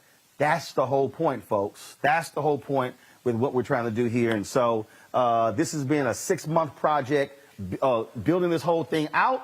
But really, this has been something that I have been focused on since I was 14 when I went to Jack Yates High School, Magnet School of Communications. So, Roland, I wonder it's a lot of. Go ahead, Greg. No, I was going to ask you. I wonder what George Curry would have been able to do. I see emerge on the wall. Yeah. You know, I think about Max Robinson. You know, I think about John H. Johnson. What if there had been a television network? And now with all of these, I mean, and I think we probably all expect now that there's going to be a surge in subscribers. There's going to be people who see this. They're going to be young people. They're going to be news people who say, you know, I know I work for this company, I work for this, but I'd like to come do an interview. When you say, you know what, we got a space. I mean, I just think about all the people who are ancestors who you worked with shoulder to shoulder, who you knew and worked with, who, if they had something like this, but guess what? It's here now. So yeah, like I got a sister in YouTube who says we want a live chat on the Black Star Network. Well, Vimeo doesn't have that. Well, guess what? We've been talking to them for the past 3 months saying, y'all have got to put that as a part of it. We're paying for the feature. And so y'all, that's what we're doing. So understand what you're talking about. But now here's the deal. And I need people to understand, all right? And I ain't got no problem. So why are we still on YouTube? Because we still generate anywhere from $40,000 to $75,000, almost upwards. We've done $103,000 a month on YouTube. We would prefer to generate that on the Black Star Network, which is why I need y'all to be doing your part when I'm putting pressure on these advertisers to invest in Black-owned media. Right. There's no reason in the world we're not doing $10 million in revenue this year. Come on. There's no reason. I'm seeing the money they're giving to Black Targeted. Mm-hmm. Oh, they will toss money at Black Targeted. I was on the phone today talking with several Democrats saying, y'all better make sure y'all investing in Black-owned media. Don't be running out just buying ads on Fox News and CNN and local radio stations and newspapers. Invest in Black-owned media. That's the whole point. And so, then of course you got the trolls. Recently you talked about Roland Martin, he always begging. No, this is called investing. That's it. It's called investing. Because when we have the ability to take our cameras anywhere we want to take them, and we ain't got to sit here and we can pay staff. And let me go ahead and say this here. And it's not bragging, but it was by design. Ain't nobody who works on this staff, not one person, been paid late. Come on. Right. Come on. Come on. Now, there's a whole bunch of other places can't say that. But, and I've worked for them. I work for them. They can't say that. We've been profitable since we were a year and a half old. And look, our first year was not easy. I personally invested $391,000 of my speaker fee money into the company to make sure staff got paid. Wow. I didn't have a CNN salary. I didn't have that TV One check. The Tom Joyner check, I ain't got a problem. When I started with Tom Joyner in 2008, it was $250,000. When it ended in 2019, it was down to $41,000. We started this September 4th, 2018. So what I need y'all to understand is our donors, they got us through. I told y'all in 2020, they gave $672,000. What we're talking about is building something that is sustainable, that is able to actually speak to our interests. And so that's what we're doing. And so I appreciate all of y'all been giving. If you give on YouTube, hey, that's great and wonderful. But remember, we only give 55% or 50. You give $1 to us on YouTube, we give 55 cents. Give to us direct so we can get all 100%. So go to Cash App, which is R Martin Unfiltered. Zelle is roland@rolandsmartin.com, roland@rolandmartinunfiltered.com. Of course, Venmo is R Martin Unfiltered. PayPal is Venmo is RM Unfiltered. PayPal is R Martin Unfiltered. And so soon I'll have the address for y'all to start, y'all can start sending checks again and your money orders. Again, I appreciate those who've done that. And so it's a whole lot that we're doing, and trust me, we're building something that's fantastic and amazing. And I can't wait to use, first of all, I hired a company who's been handling program development. And again, it's a perfect example. Y'all, I can't do it all. I literally hired a company to do program development to get these shows on the air. They've been shooting these shows, shooting pilots over the last 2 or 3 weeks. And again, we hope to begin to debut roll those shows out the 1st of February. And that's what our plan is. And so we're looking forward to that. So there's a whole lot of stuff that's happening. It's a lot more work to do. And so I hope y'all enjoy the new space. It's been, trust me, it has not been easy, but we have been we're trying to make it happen. And we want to thank all of y'all, every single one of y'all who's contributed, who's made this possible, everybody who has helped us, who's been working around the clock 7 days a week, getting this thing going. Shout out to our whole staff, whether you're talking about audio or video, tech, everybody, graphics, producers, bookers, freelancers, and everything, because look, you can't do it all by yourself. And trust me, every single day, it is about delivering a fantastic product for you. That's what our goal is. And trust me, there's some days, look, we're not happy. We want to do more, but we do the best that we can. But I told y'all and I promised y'all that I'm going to maximize. Look, my grandfather, I told y'all, I saw the Richard Lawson interview, how he had about 50 people at his house, and there were 2 chickens, and everybody had a piece of chicken in their gumbo bowl. So I know how to sit here and maximize $1. And so that's what we're gonna see you laughing, Greg. Trust me. My grandmother had a catering business. My mama had a cake business. I got entrepreneurs in my family, so this ain't nothing new. And I gotta give a shout out to Houston Independent School District, Jack Yates High School, because again, Thelma Johnson was my radio teacher. Mary Waits was my television teacher. Ronald Miller was my radio teacher. And all this started there at JY, right there in Houston, Texas, in 3rd Ward. And so, y'all, we got some fantastic stuff for y'all. We got more great interviews coming up. I can't wait to y'all see those shows. And so please support us in what we do. Now, and all my haters, please keep hating. Please keep hating. Because every time you hate, you know what we do? We celebrate. Come on. Every time you hate, come on, we celebrate. Right. So we enjoy it. And haters, I hope y'all enjoy this too. Y'all, I'm gonna see y'all tomorrow, right here on Roland Martin Unfiltered on the Black Star Network. Holla!